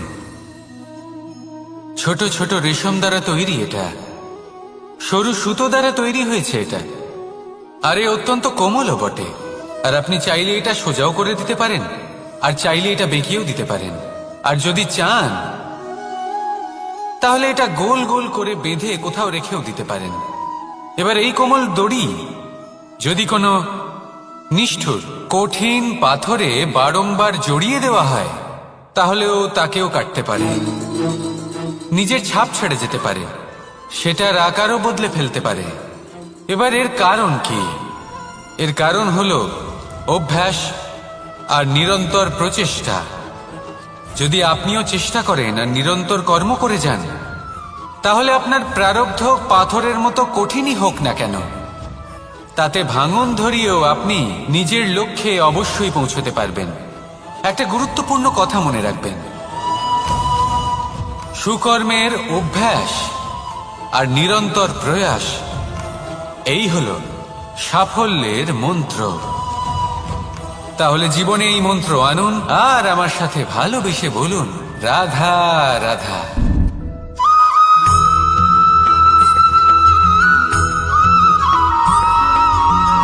এই সংসারে কোনো বস্তু হোক বা ব্যক্তি হোক, তার একার গুরুত্ব কিন্তু খুব বেশি নয়। একটা উদাহরণ হিসেবে বৃষ্টির ফোঁটাকে ভেবে দেখুন। যদি একটি বৃষ্টির ফোঁটা হয় তাহলে তার খুব বেশি গুরুত্ব থাকে না, কিন্তু যখন সহস্র বৃষ্টির ফোঁটা মেঘের মধ্যে দিয়ে ঝরে পড়ে, তখন সেটা বর্ষার রূপ ধারণ করে। সেই বর্ষা যা এই প্রকৃতিকে শান্ত করে। সেইভাবেই পাথরের ছোট টুকরো, তার খুব বেশি গুরুত্ব থাকে না, কিন্তু যখন অসংখ্য পাথরের টুকরো একত্রিত হয় তখন তা পর্বতের আকার ধারণ করে। সেইভাবেই কিছু মানুষ যখন একত্রিত হন তখন তৈরি হয় পরিবার, কিছু পরিবার যখন একত্রিত হয় তখন তৈরি হয় সমাজ, যখন অনেক সংখ্যক সমাজ একত্রিত হয় তখন তৈরি হয় রাজ্য। এবার এই রাজ্যের সবথেকে গুরুত্বপূর্ণ ব্যক্তি হতে পারেন রাজা, কিন্তু তাও সেই রাজা একা কিছু করতে পারেন না। যুদ্ধ লড়ার সময় তারও নিজের সৈন্যদলকে প্রয়োজন পড়ে। কিন্তু এই সংসারে এমন একজন ব্যক্তি আছেন যিনি একাই সব কাজ করতে থাকেন, এবং সেই ব্যক্তি হলেন মা। আমাদের জীবনে একজন পিতার ভূমিকা কিন্তু নিঃসন্দেহে অমূল্য, কিন্তু আমাদের সকলের জীবনে যে ভূমিকা একজন মায়ের তা অন্য কারোর থাকে না। একজন মা একাই সন্তানকে বড় করতে পারেন, সংস্কারী করে তুলতে পারেন, তার জন্য পরিশ্রম করেন। আর এত কিছু কাজ করার পরেও তার কাজের জন্য তিনি প্রশংসা অবশ্য পান না, উল্টে যদি সেই সন্তান অনুচিত পথে চালিত হয়, অনুচিত কর্ম করে, তখন সেই মাকেই অপবাদের পাত্র হয়ে উঠতে হয়। আমাদের জীবনে মায়ের যোগদান কতটা সেটা বুঝুন। আপনাকে বড় করে তোলার জন্য উনি কতটা পরিশ্রম করেছেন সেটা বুঝুন। আজ থেকে, এখন থেকে, এই মুহূর্ত থেকে মাকে সম্মান করতে শিখুন। যখন সময় পাবেন, যখন সুযোগ হবে, তখন তার প্রশংসা করুন। ওনারও ভালো লাগবে। আর মায়ের এই মমতার জন্য, তার এই ভূমিকার জন্য আসুন সবাই মিলে আমরা তাকে প্রণাম করি, আর সকলে মিলে ভালোবেসে বলি, রাধা রাধা।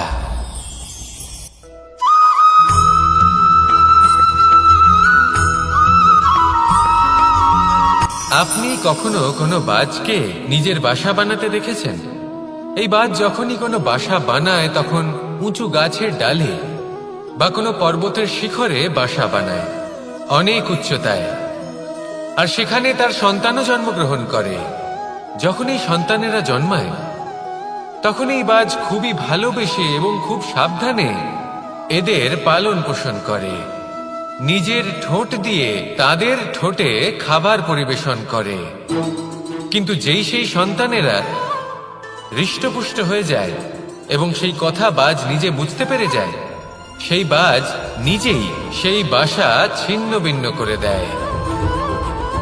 সেই সন্তান যাদের সবেমাত্র ডানা গজিয়েছে, কিভাবে উড়তে হয় তারা জানে না, সেই সন্তানগুলিকে উচ্চতা থেকে ঠেলে দেয়।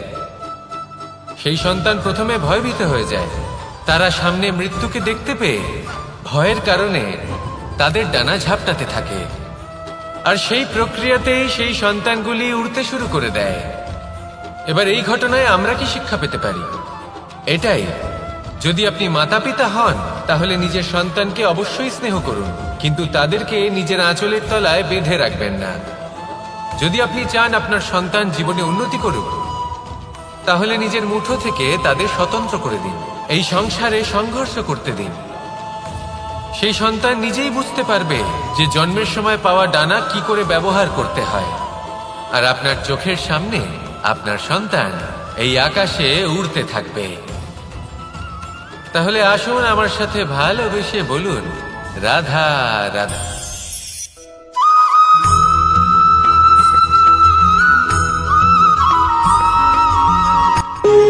যখন মানুষের মৃত্যু হয় তখন কি হয়?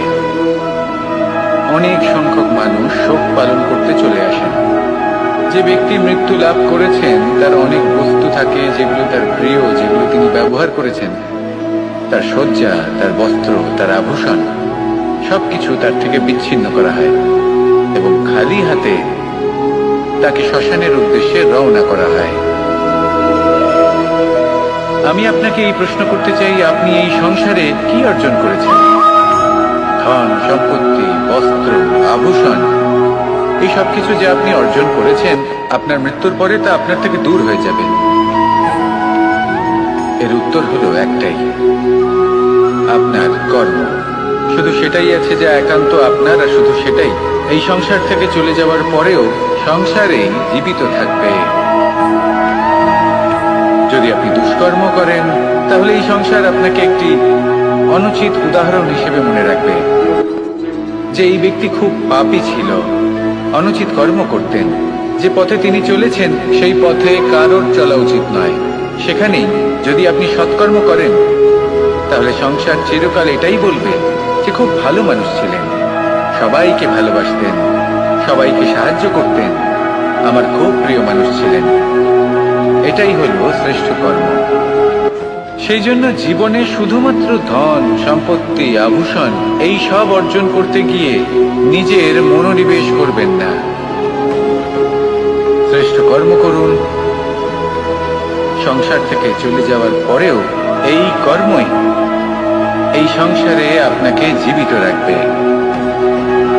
আসুন আমার সাথে ভালোবেসে বলুন, রাধা রাধা।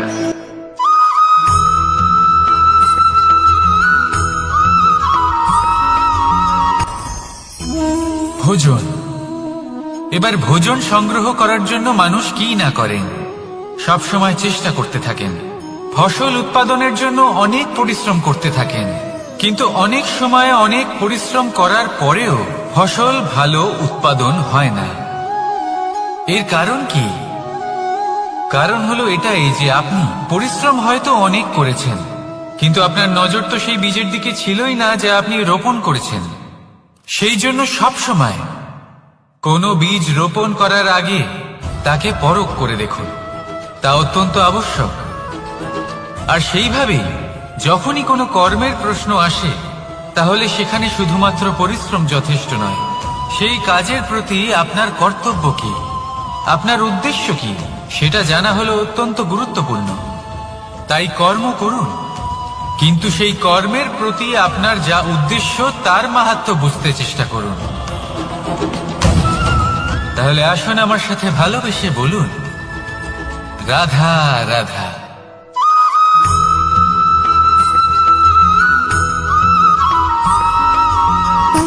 সুখ, দুঃখ এবং শক্তি, এই তিন হলো এই সংসারের ত্রিদেবের মতো।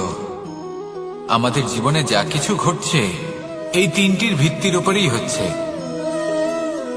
আসলে এই সংসারের একটা নিয়ম আছে, যখনই আপনি কিছু লাভ করেন এই সংসার আপনার পরীক্ষা নেয়।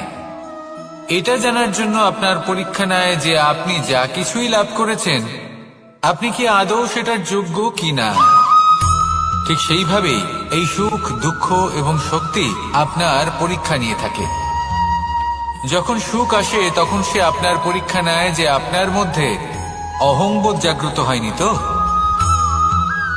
যদি অহংবোধ চলে আসে তাহলে সুখ সেখানেই সঙ্গ ত্যাগ করে। দুঃখ আপনার ধৈর্যের পরীক্ষা নিতে থাকে, আর যদি আপনার মধ্যে ধৈর্য না থাকে তাহলে এটা আপনাকে আরো বেশি দুঃখের গভীর অন্ধকারে ঠেলে দেবে।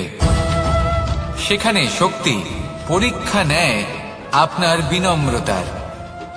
যদি আপনি বিনম্র না হন তাহলে হয় এই শক্তি আপনার সঙ্গ ত্যাগ করবে, নয় এই শক্তি বিনম্রতার অভাবে আপনার পতনের কারণ হতে পারে। এই সংসারে যে কোনো ব্যক্তি যিনি এই পরীক্ষায় উত্তীর্ণ হয়ে থাকেন এই জীবনে তিনি সাফল্য লাভ করেন। আসুন আমার সাথে ভালোবেসে বলুন, রাধা রাধা।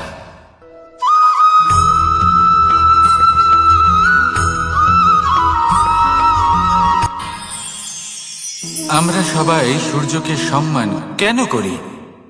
কারণ আমরা জানি যে সন্ধেবেলা যখন সূর্যাস্ত হবে তখন শুধুমাত্র অন্ধকার বাকি থাকবে।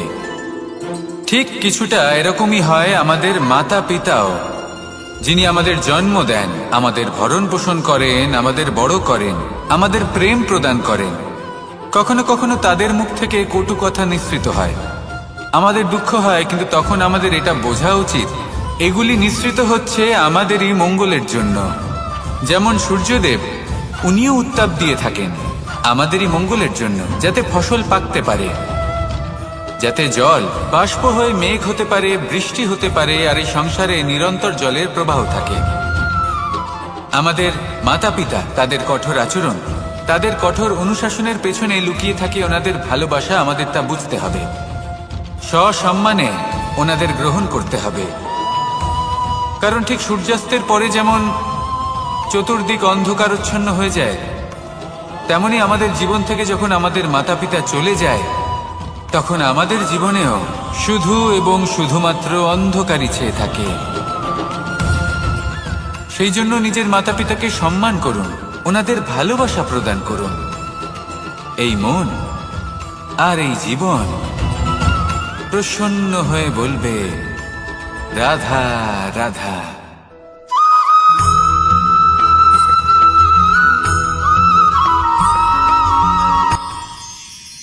মানুষ তার জীবনে দুই ধরনের পরিস্থিতিকে খুব ভয় পায়। এক, কোনো কারণবশত কারোর সামনে নত হওয়া।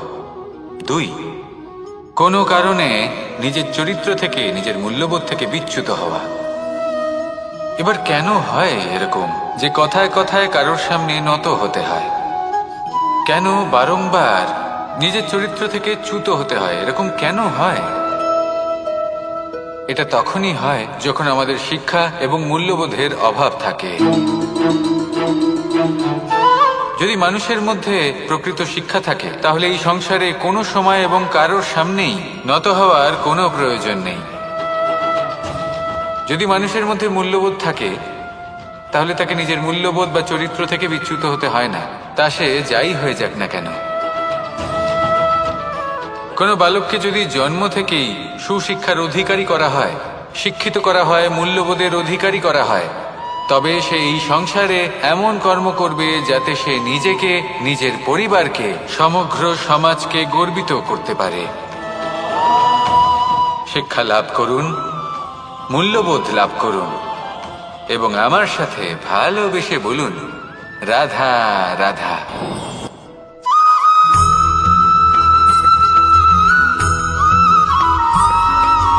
কথায় আছে, প্রত্যেক পুত্র তার পিতার প্রতিচ্ছবি হয়, আর সমস্ত প্রতিচ্ছবি চায় যেন সে তার অস্তিত্ব প্রাপ্ত করতে পারে। পুত্র চায় সে যেন তার পিতার মতো হয় বা কখনো কখনো তার থেকেও শ্রেষ্ঠ হয়। সেটা কোনো অনুচিত ব্যাপার নয়। অনুচিত তখন হয় যখন পুত্র নিজের পিতার মতো হবার স্বপ্ন পূরণ করতে গিয়ে বা তার থেকেও শ্রেষ্ঠ হওয়ার স্বপ্ন পূরণে অনুচিত পথের আশ্রয় নেয়। কারণ তারপরে সে তার পিতার গুণগুলি আত্মসাৎ করতে চায় না। সে শুধুই এটা চায় যে সংসারের চোখে যেন আমি শ্রেষ্ঠ প্রমাণিত হই। এটা অনুচিত। সংসারে এমন অনেক মানুষ আছেন যারা এই কারণে শ্রেষ্ঠ হবার চেষ্টা করেন যাতে তার পরিবারের, তার পিতার সম্মান বৃদ্ধি পায়। এমনও মানুষ থাকেন, আর এটাই হলো পার্থক্য উদ্দেশ্যের। মনে রাখবেন, যদি আপনার উদ্দেশ্য শুভ হয় তাহলে পথও শুভ হবে, যদি আপনার উদ্দেশ্য অশুভ হয় তাহলে পথও অশুভ হবে।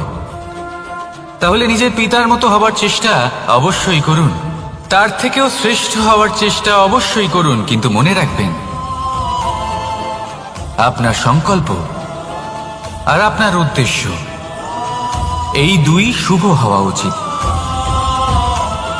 তাহলে আসুন আর আমার সাথে ভালোবেসে বলুন, রাধা রাধা।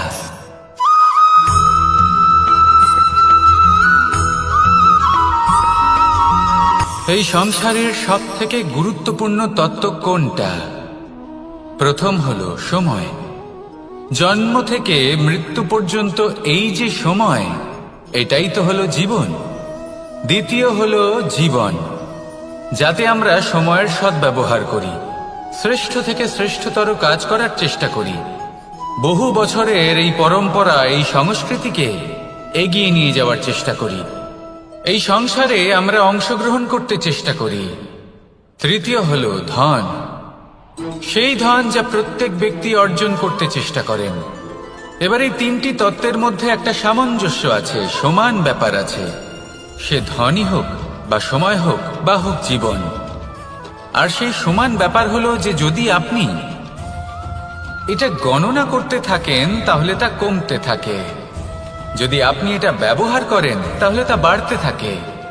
একে সংগঠিত করে রাখতে চেষ্টা করলে এ হাত থেকে ফসকে যায়, কিন্তু যদি আপনি একে সামলে রাখতে শিখে যান তাহলে এমন কাজ করবেন যাতে সংসারের সাথে সাথে পরবর্তী প্রজন্ম লাভবান হবে।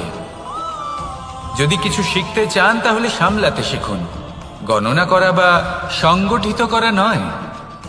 আসুন আর আমার সাথে ভালোবেসে বলুন, রাধা রাধা।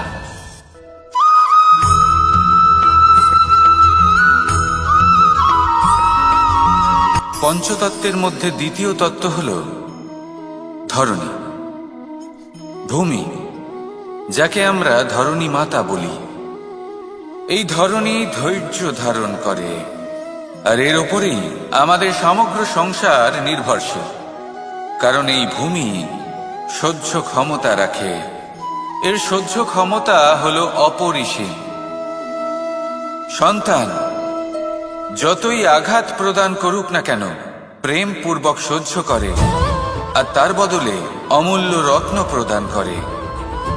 সন্তান যদি হাল চালায় তাহলে তার বদলে তাকে অন্ন প্রদান করে। এটাই হলো ধরনী। এবার এর থেকে আমরা কি শিক্ষা পেতে পারি? এটাই যে কারোর জন্য কিছু করা বা কাউকে কিছু দেওয়া মনে কোনো কামনা ছাড়াই। আর এই কথাটা বুঝে যান, যদি কারোর জন্য কামনা না রেখে বা কোনো পাওয়ার আশা না রেখে কারোর জন্য কিছু করেন বা কারোকে কিছু দেন, যদি এটা আপনি শিখতে পারেন তবে আপনি ভালোবাসতে শিখে গেছেন। আর সেই জন্যই এই ধরিত্রীকে মাতা বলা হয়, কারণ মাতা শুধু উনি নন যিনি গর্ভে সন্তানকে ধারণ করেন, মাতা তো উনিও যিনি জীবন বাঁচতে শেখান, যিনি জীবন বাঁচার উদাহরণ প্রদান করেন। তাহলে ধরনীর থেকে এই নিঃস্বার্থ ভাব শিখুন, নিঃস্বার্থ ভালোবাসা শিখুন, আর এই ভালোবাসার সাথেই বলুন রাধা রাধা।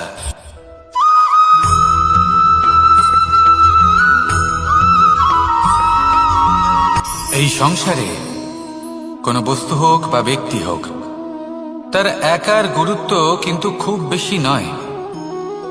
একটা উদাহরণ হিসেবে বৃষ্টির ফোঁটাকে ভেবে দেখুন।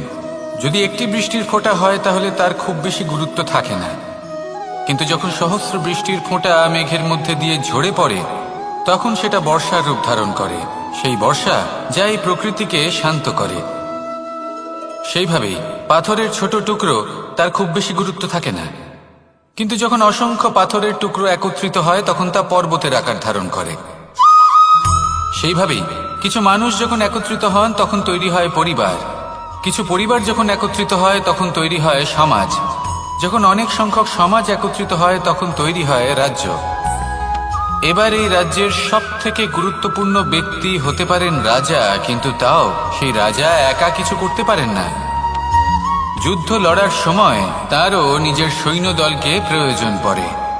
কিন্তু এই সংসারে এমন একজন ব্যক্তি আছেন যিনি একাই সব কাজ করতে থাকেন, এবং সেই ব্যক্তি হলেন মা। আমাদের জীবনে একজন পিতার ভূমিকা কিন্তু নিঃসন্দেহে অমূল্য, কিন্তু আমাদের সকলের জীবনে যে ভূমিকা একজন মায়ের তা অন্য কারোর থাকে না। একজন মা একাই সন্তানকে বড় করতে পারেন, সংস্কারী করে তুলতে পারেন, তার জন্য পরিশ্রম করেন। আর এত কিছু কাজ করার পরেও তার কাজের জন্য তিনি প্রশংসা অবশ্য পান না।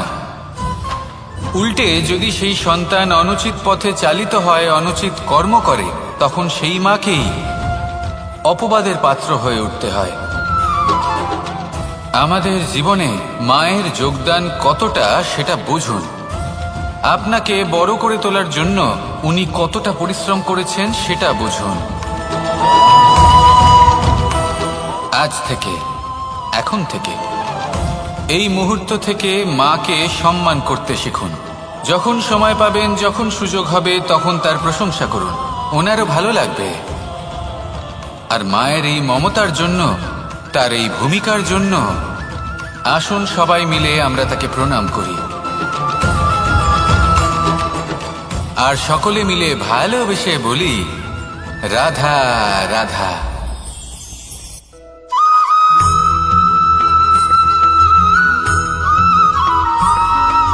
মানুষের একটি সমস্যা আছে যে মানুষ সাফল্যকে মাপতে থাকেন, লক্ষ্যপ্রাপ্তিকে মাপতে থাকেন এবং তার তুলনা করতে থাকেন যে ও এত কিছু পেল আর আমি পেলাম না,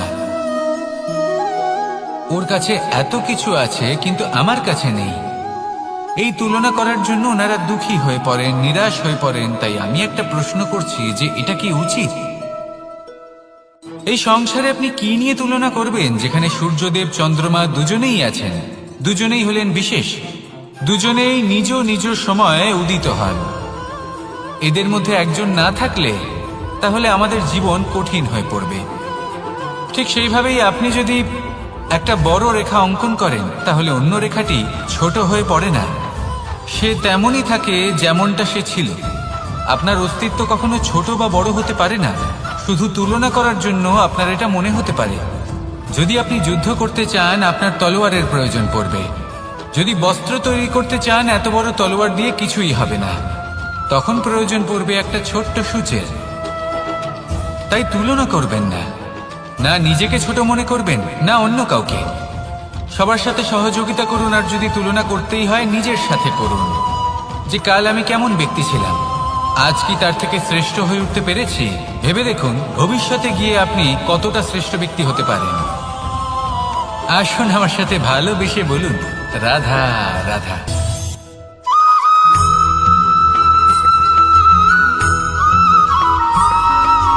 জীবনে অগ্রসর হওয়ার জন্য আমাদের কাকে প্রয়োজন হয়?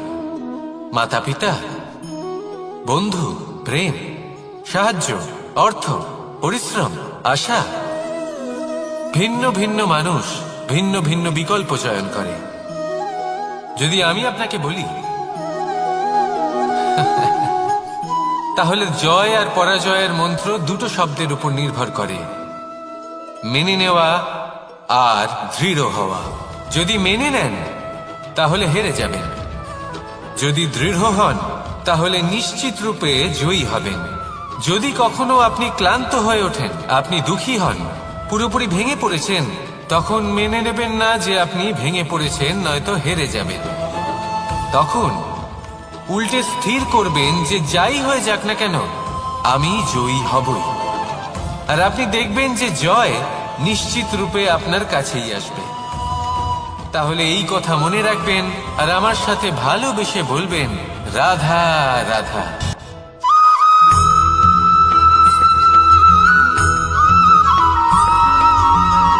মানুষ ভাবেন যে ধন অর্জন করা হলো অত্যন্ত গুরুত্বপূর্ণ।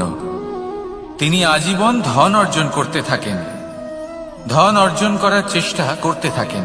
সে যাই হয়ে যাক না কেন পরিশ্রম করতে থাকেন। স্বাস্থ্যের দিকে নজর দেন না, না উচিত সময় খাবার খান, না উচিত সময় ঘুমোতে যান, না পর্যাপ্ত সময় পর্যন্ত ঘুমন, কিছুই না। ধন অর্জন করতেই থাকেন, করতেই থাকেন। আর কিছু সময় পরে যখন তিনি অসংখ্য ধন লাভ করে ফেলেন, তখন তার সাথে ওনার শরীরে অনেক রোগ বাসা বাঁধে। এইসব রোগের উপচার করতে করতে সেই সমস্ত ধন যা উনি অর্জন করেছেন তা তিনি ব্যয় করে ফেলেন। শেষ পর্যন্ত কি হয়? আমরা যেভাবে এসেছি ঠিক সেইভাবেই ফিরে যাই, ধন এখানেই থেকে যায়। দেখুন, একটা অত্যন্ত গুরুত্বপূর্ণ কথা রয়েছে যে আপনার বোঝা উচিত। এই যে ধন, তার ব্যবহার করুন জীবনকে আরো ভালো করে তোলার জন্য। ধনের সদ্ব্যবহার করা উচিত, এমন যেন না হয় এই ধন আপনাকে ভোগ করে ফেলে।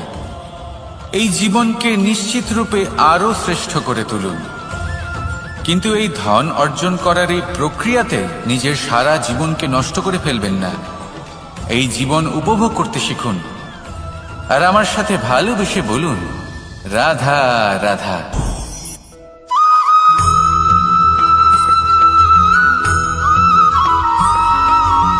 পঞ্চতত্ত্বের মধ্যে দ্বিতীয় তত্ত্ব হল ধরণী, ভূমি, যাকে আমরা ধরণী মাতা বলি। এই ধরণী ধৈর্য ধারণ করে, আর এর ওপরেই আমাদের সমগ্র সংসার নির্ভরশীল। কারণ এই ভূমি সহ্য ক্ষমতা রাখে, এর সহ্য ক্ষমতা হল অপরিসীম। সন্তান যতই আঘাত প্রদান করুক না কেন প্রেম পূর্বক সহ্য করে, আর তার বদলে অমূল্য রত্ন প্রদান করে। সন্তান যদি হাল চালায় তাহলে তার বদলে তাকে অন্ন প্রদান করে। এটাই হলো ধরণী। এবার এর থেকে আমরা কি শিক্ষা পেতে পারি? এটাই যে কারোর জন্য কিছু করা বা কাউকে কিছু দেওয়া মনে কোনো কামনা ছাড়াই। আর এই কথাটা বুঝে যান, যদি কারোর জন্য কামনা না রেখে বা কোনো পাওয়ার আশা না রেখে কারোর জন্য কিছু করেন বা কারোকে কিছু দেন, যদি এটা আপনি শিখতে পারেন তবে আপনি ভালোবাসতে শিখে গেছেন। আর সেই জন্যই এই ধরিত্রীকে মাতা বলা হয়। কারণ মাতা শুধু উনি নন যিনি গর্ভে সন্তানকে ধারণ করেন, মাতা তো উনিও যিনি জীবন বাঁচতে শেখান, যিনি জীবন বাঁচার উদাহরণ প্রদান করেন। তাহলে ধরণীর থেকে এই নিঃস্বার্থ ভাব শিখুন, নিঃস্বার্থ ভালোবাসা শিখুন, আর এই ভালোবাসার সাথেই বলুন রাধা রাধা।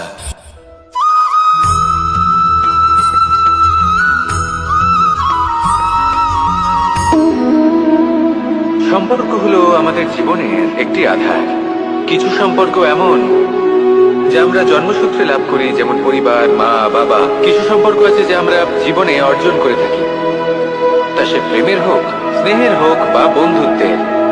এই সকল সম্পর্ক লাভ করার বা গড়ে তোলার 5টি ধাপ রয়েছে। প্রথম ধাপ, কোনো ব্যক্তির সাথে আলাপ হওয়া, তার সাথে কথা বলা বা তাকে দেখা। দ্বিতীয় ধাপ, সে ব্যক্তিকে আমাদের ভালো লাগা। তৃতীয় ধাপ, আমাদের এটা চাইতে শুরু করা যে জীবনে এই ব্যক্তি যেন আমাদের বন্ধু হন, আমাদের জীবনে থাকেন, বা আমাদের কাউকে ভালোবেসে ফেলা। আর এটা আমাদের ভাবা বা চাওয়া যে সেই ব্যক্তি যেন আজীবন আমার সাথে থাকেন, আমার জীবনে আমার সাথী হয়ে। চতুর্থ ধাপ, লাভ করা। এবার এই ধাপটি অনেক মানুষের পক্ষেই খুবই সরল হয়, বড়ই সরলভাবে নিজেদের সঙ্গীকে লাভ করে থাকেন। কিছু মানুষের জন্য এই ধাপ অত্যন্ত কঠিন হয়ে থাকে। অনেক প্রতিকূল পরিস্থিতির উপর জয়লাভ করে তারা সঙ্গীকে লাভ করেন, কিন্তু লাভ অবশ্যই করেন। এরপরে আসে পঞ্চম, অন্তিম এবং সব থেকে গুরুত্বপূর্ণ ধাপ। সেটা হলো সেই সম্পর্ক পালন করা। এটা হলো এমন এক বিষয় যা প্রত্যেক মানুষের শেখা উচিত। যদি ব্যক্তি নিজের জীবনে সম্পর্ক রক্ষা করতে শিখে যান, তবে প্রত্যেক সম্পর্ক তার জীবনকে স্বর্গ করে তুলবে। আসুন আর আমার সাথে ভালোবেসে বলুন রাধা রাধা।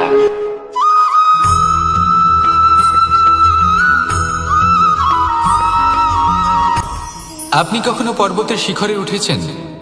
আপনি দেখতে পাবেন পর্বতের পদতলে প্রচুর সুন্দর ফুল রয়েছে, সবুজ বনানী রয়েছে।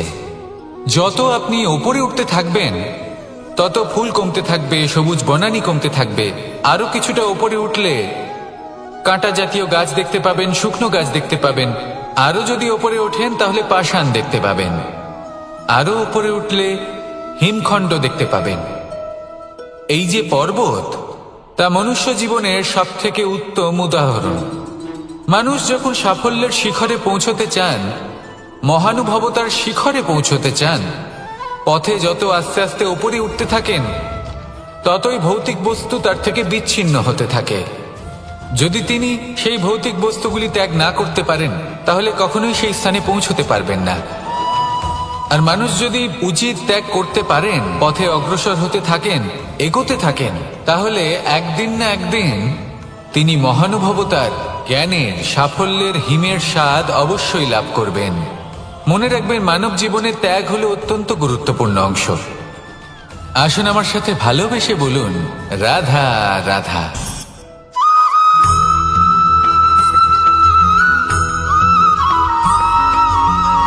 মানুষের মানসিকতা এমন হয় যে সে যতটা করে আশা করে যে তার থেকে অনেক বেশি তার বদলে সে পাবে। দেখুন, সবকিছুই আপনার ভাবনা চিন্তার উপর নির্ভর করছে। আপনি যদি ফলের বিষয়ে ভেবে কর্ম করতে থাকেন, তাহলে সেটা অনুচিত। জীবনের আসল আনন্দ হলো নিজের কর্ম করতে থাকা, ফলের চিন্তা করা উচিত নয়। যদি আপনি এরকম ভাবেন যে আমি এতটা করছি, আমার এতটা পাওয়া উচিত, সেই ভাবনা অনুচিত। যদি আপনি সেবার মানসিকতা নিয়ে কর্ম করতে থাকেন, কর্মচক্রে প্রবাহিত হন, যদি আপনি এমন ভাবনা রাখেন যে আমি এতটা পাচ্ছি, তাই এর থেকে অনেক বেশি আমি কর্ম করব, তাহলে নিশ্চিতরূপে আপনি যতটা করছেন তার থেকে অনেক বেশি আপনি পাবেন। আপনার আশার থেকে অনেক বেশি আপনি পাবেন। শুধু জীবনে অনেক বেশি কাজ করতে থাকুন, ফলের চিন্তা করবেন না। আর মনে রাখবেন, এই ভাবনাই সব থেকে বড় বীজ। কর্মের উপর বিশ্বাস রাখুন। জীবনে যা যা আপনি চান সবই সুখময় হবে। আসুন আর আমার সাথে ভালোবেসে বলুন রাধা রাধা।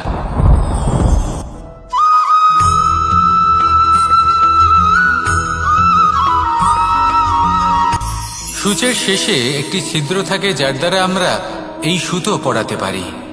আর তারপর সূচের সাহায্যে এই সুতো দিয়ে বস্ত্র সেলাই করা যায়, কিন্তু যদি সুতোটা সোজা করে ধরা না হয় তাহলে সূচে কখনো এই সুতো পরানোই সম্ভব নয়। যদি এতে কোনো গিঁট পড়ে তখন তা কখনোই এই ছিদ্র দ্বারা প্রবেশ করা সম্ভব নয়। ঠিক এইভাবেই যদি আপনি কারোর জীবনে প্রবেশ করতে চান, কারোর অন্তরে প্রবেশ করতে চান, তাহলে আপনাকেও সহজ থাকতে হবে। এতে কোনো গিঁট থাকলে চলবে না, অর্থাৎ মনে যাতে কোনো মালিন্য না থাকে, যেন কোনো কুচিন্তা না থাকে। যদি এসব থাকে তাহলে আপনি কখনো কারোর জীবনে প্রবেশ করতে পারবেন না। আর যদি কোনোভাবে আপনি প্রবেশ করেও যান তাহলে তার মনে ঘর করতে পারবেন না। নিজেকে এই সুতোর মতন করে তুলুন, সহজ। মনে যেন কোনো কুচিন্তা না থাকে, সবার প্রতি যেন সদ্ভাবনা থাকে, শুভ চিন্তা থাকে। এমনটা করতে থাকুন। এমন একটা দিন আসবে যেদিন এই সমস্ত সংসারের ব্যক্তির মনে আপনি বাস করবেন, আর তখন এই মন প্রসন্ন হয়ে বলবে, রাধা রাধা।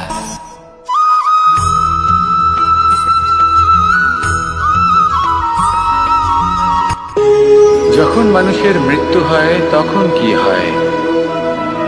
অনেক সংখ্যক মানুষ শোক পালন করতে চলে আসেন। যে ব্যক্তি মৃত্যু লাভ করেছেন তার অনেক বস্তু থাকে যেগুলো তার প্রিয়, যেগুলো তিনি ব্যবহার করেছেন।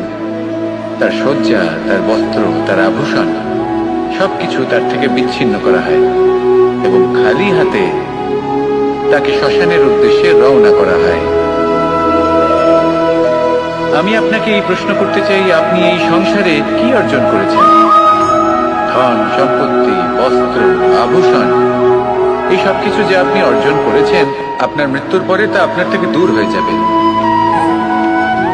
এর উত্তর হলো একটাই, আপনার কর্ম। শুধু সেটাই আছে যা একান্ত আপনার, আর শুধু সেটাই এই সংসার থেকে চলে যাওয়ার পরেও সংসারেই জীবিত থাকবে। যদি আপনি দুষ্কর্ম করেন তাহলে এই সংসার আপনাকে একটি অনুচিত উদাহরণ হিসেবে মনে রাখবে যে এই ব্যক্তি খুব পাপী ছিল, অনুচিত কর্ম করতেন। যে পথে তিনি চলেছেন সেই পথে কারোর চলা উচিত নয়। সেখানেই যদি আপনি সৎকর্ম করেন তাহলে সংসার চিরকাল এটাই বলবে যে খুব ভালো মানুষ ছিলেন, সবাইকে ভালোবাসতেন, সবাইকে সাহায্য করতেন, আমার খুব প্রিয় মানুষ ছিলেন। এটাই হলো শ্রেষ্ঠ কর্ম। সেই জন্য জীবনে শুধুমাত্র ধন সম্পত্তি, আভূষণ এই সব অর্জন করতে গিয়ে নিজের মনোনিবেশ করবেন না। শ্রেষ্ঠ কর্ম করুন। সংসার থেকে চলে যাওয়ার পরেও এই কর্মই এই সংসারে আপনাকে জীবিত রাখবে। আসুন আমার সাথে ভালোবেসে বলুন, রাধা রাধা।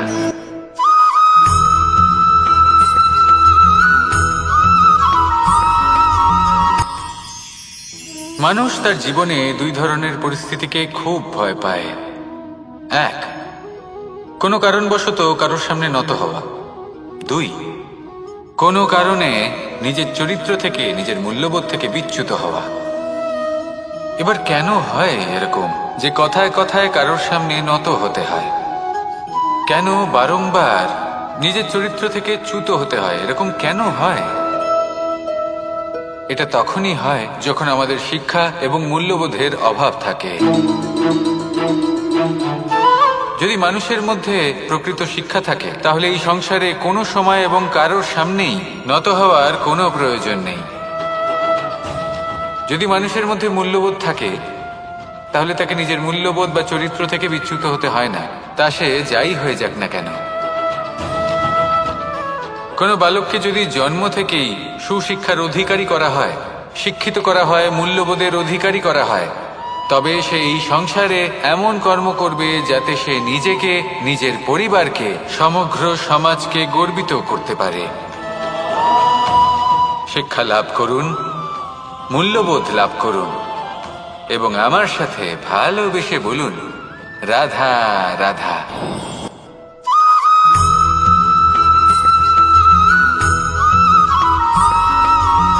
কথায় আছে যে এমন কোনো অক্ষর নেই যার দ্বারা কোনো মন্ত্র হয় না, এমন কোনো বনস্পতি নেই যা নিজেই একটা ঔষধি নয়, পৃথিবীর এমন কোনো ব্যক্তি নেই যার মধ্যে কোনো যোগ্যতা থাকে না। শুধু প্রয়োজন হলো যে ব্যক্তিকে আমরা খুঁজে চলেছি তাকে সঠিকভাবে চিনে নেওয়া। যদি তার যোগ্যতা, তার বিশেষত্ব আমরা বুঝতেই না পারি, তাহলে আর লাভ কি রইল? এই সংসারে এমন অনেক ব্যক্তি রয়েছেন যারা ছোট ছোট অসফলতার কারণে আপনাকে এটা বলে দেবে যে আপনি কোনো কাজের নন, আপনি হলেন মূর্খ, আপনি কিছুই করতে পারবেন না। এইসব কথায় কখনোই বিশ্বাস করবেন না, কারণ আপনি এবং প্রত্যেকটি জীব এই পরমাত্মা এবং এই প্রকৃতির সৃষ্টি, যা অত্যন্ত বিশেষ। যদি আপনাকে উদাহরণ দিই, তাহলে একদিকে আছে তরোয়াল, একটা বড় লম্বা তরোয়াল, যার দ্বারা যুদ্ধ করা যায়, জয়লাভ করা যায়। আর অন্যদিকে রয়েছে একটা ছোট্ট সূচ, কিন্তু যে কাজ একটা ছোট্ট সূচ করতে পারে তা একটা তরোয়াল দ্বারা সম্ভব নয়। এর অর্থ হলো এটাই যে প্রত্যেকটা রচনা অত্যন্ত অমূল্য এবং অত্যন্ত বিশেষ হয়। তাহলে বিশ্বাস রাখুন যে আপনি অত্যন্ত বিশেষ একজন, আর প্রেমের সাথে বলুন রাধা রাধা।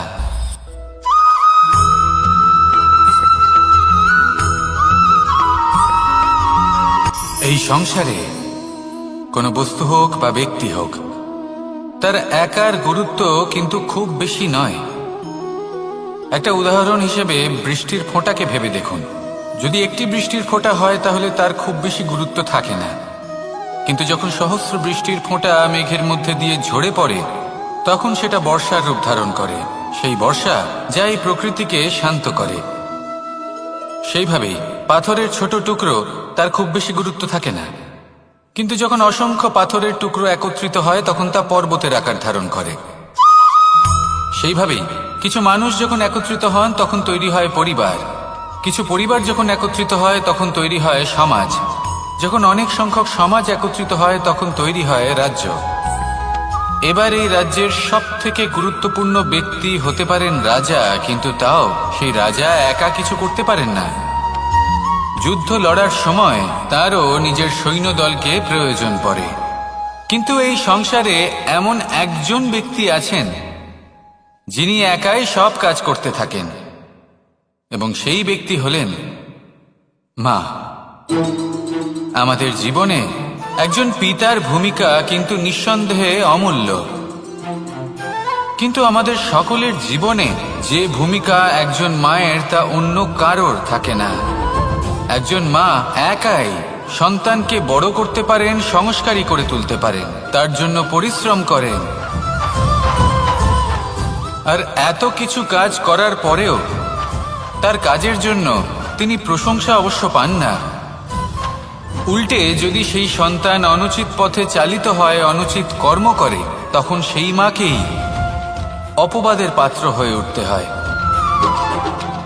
আমাদের জীবনে মায়ের যোগদান কতটা সেটা বুঝুন। আপনাকে বড় করে তোলার জন্য উনি কতটা পরিশ্রম করেছেন সেটা বুঝুন। আজ থেকে, এখন থেকে, এই মুহূর্ত থেকে মাকে সম্মান করতে শিখুন। যখন সময় পাবেন, যখন সুযোগ হবে, তখন তার প্রশংসা করুন, ওনারও ভালো লাগবে। আর মায়ের এই মমতার জন্য, তার এই ভূমিকার জন্য আসুন সবাই মিলে আমরা তাকে প্রণাম করি, আর সকলে মিলে ভালোবেসে বলি রাধা রাধা।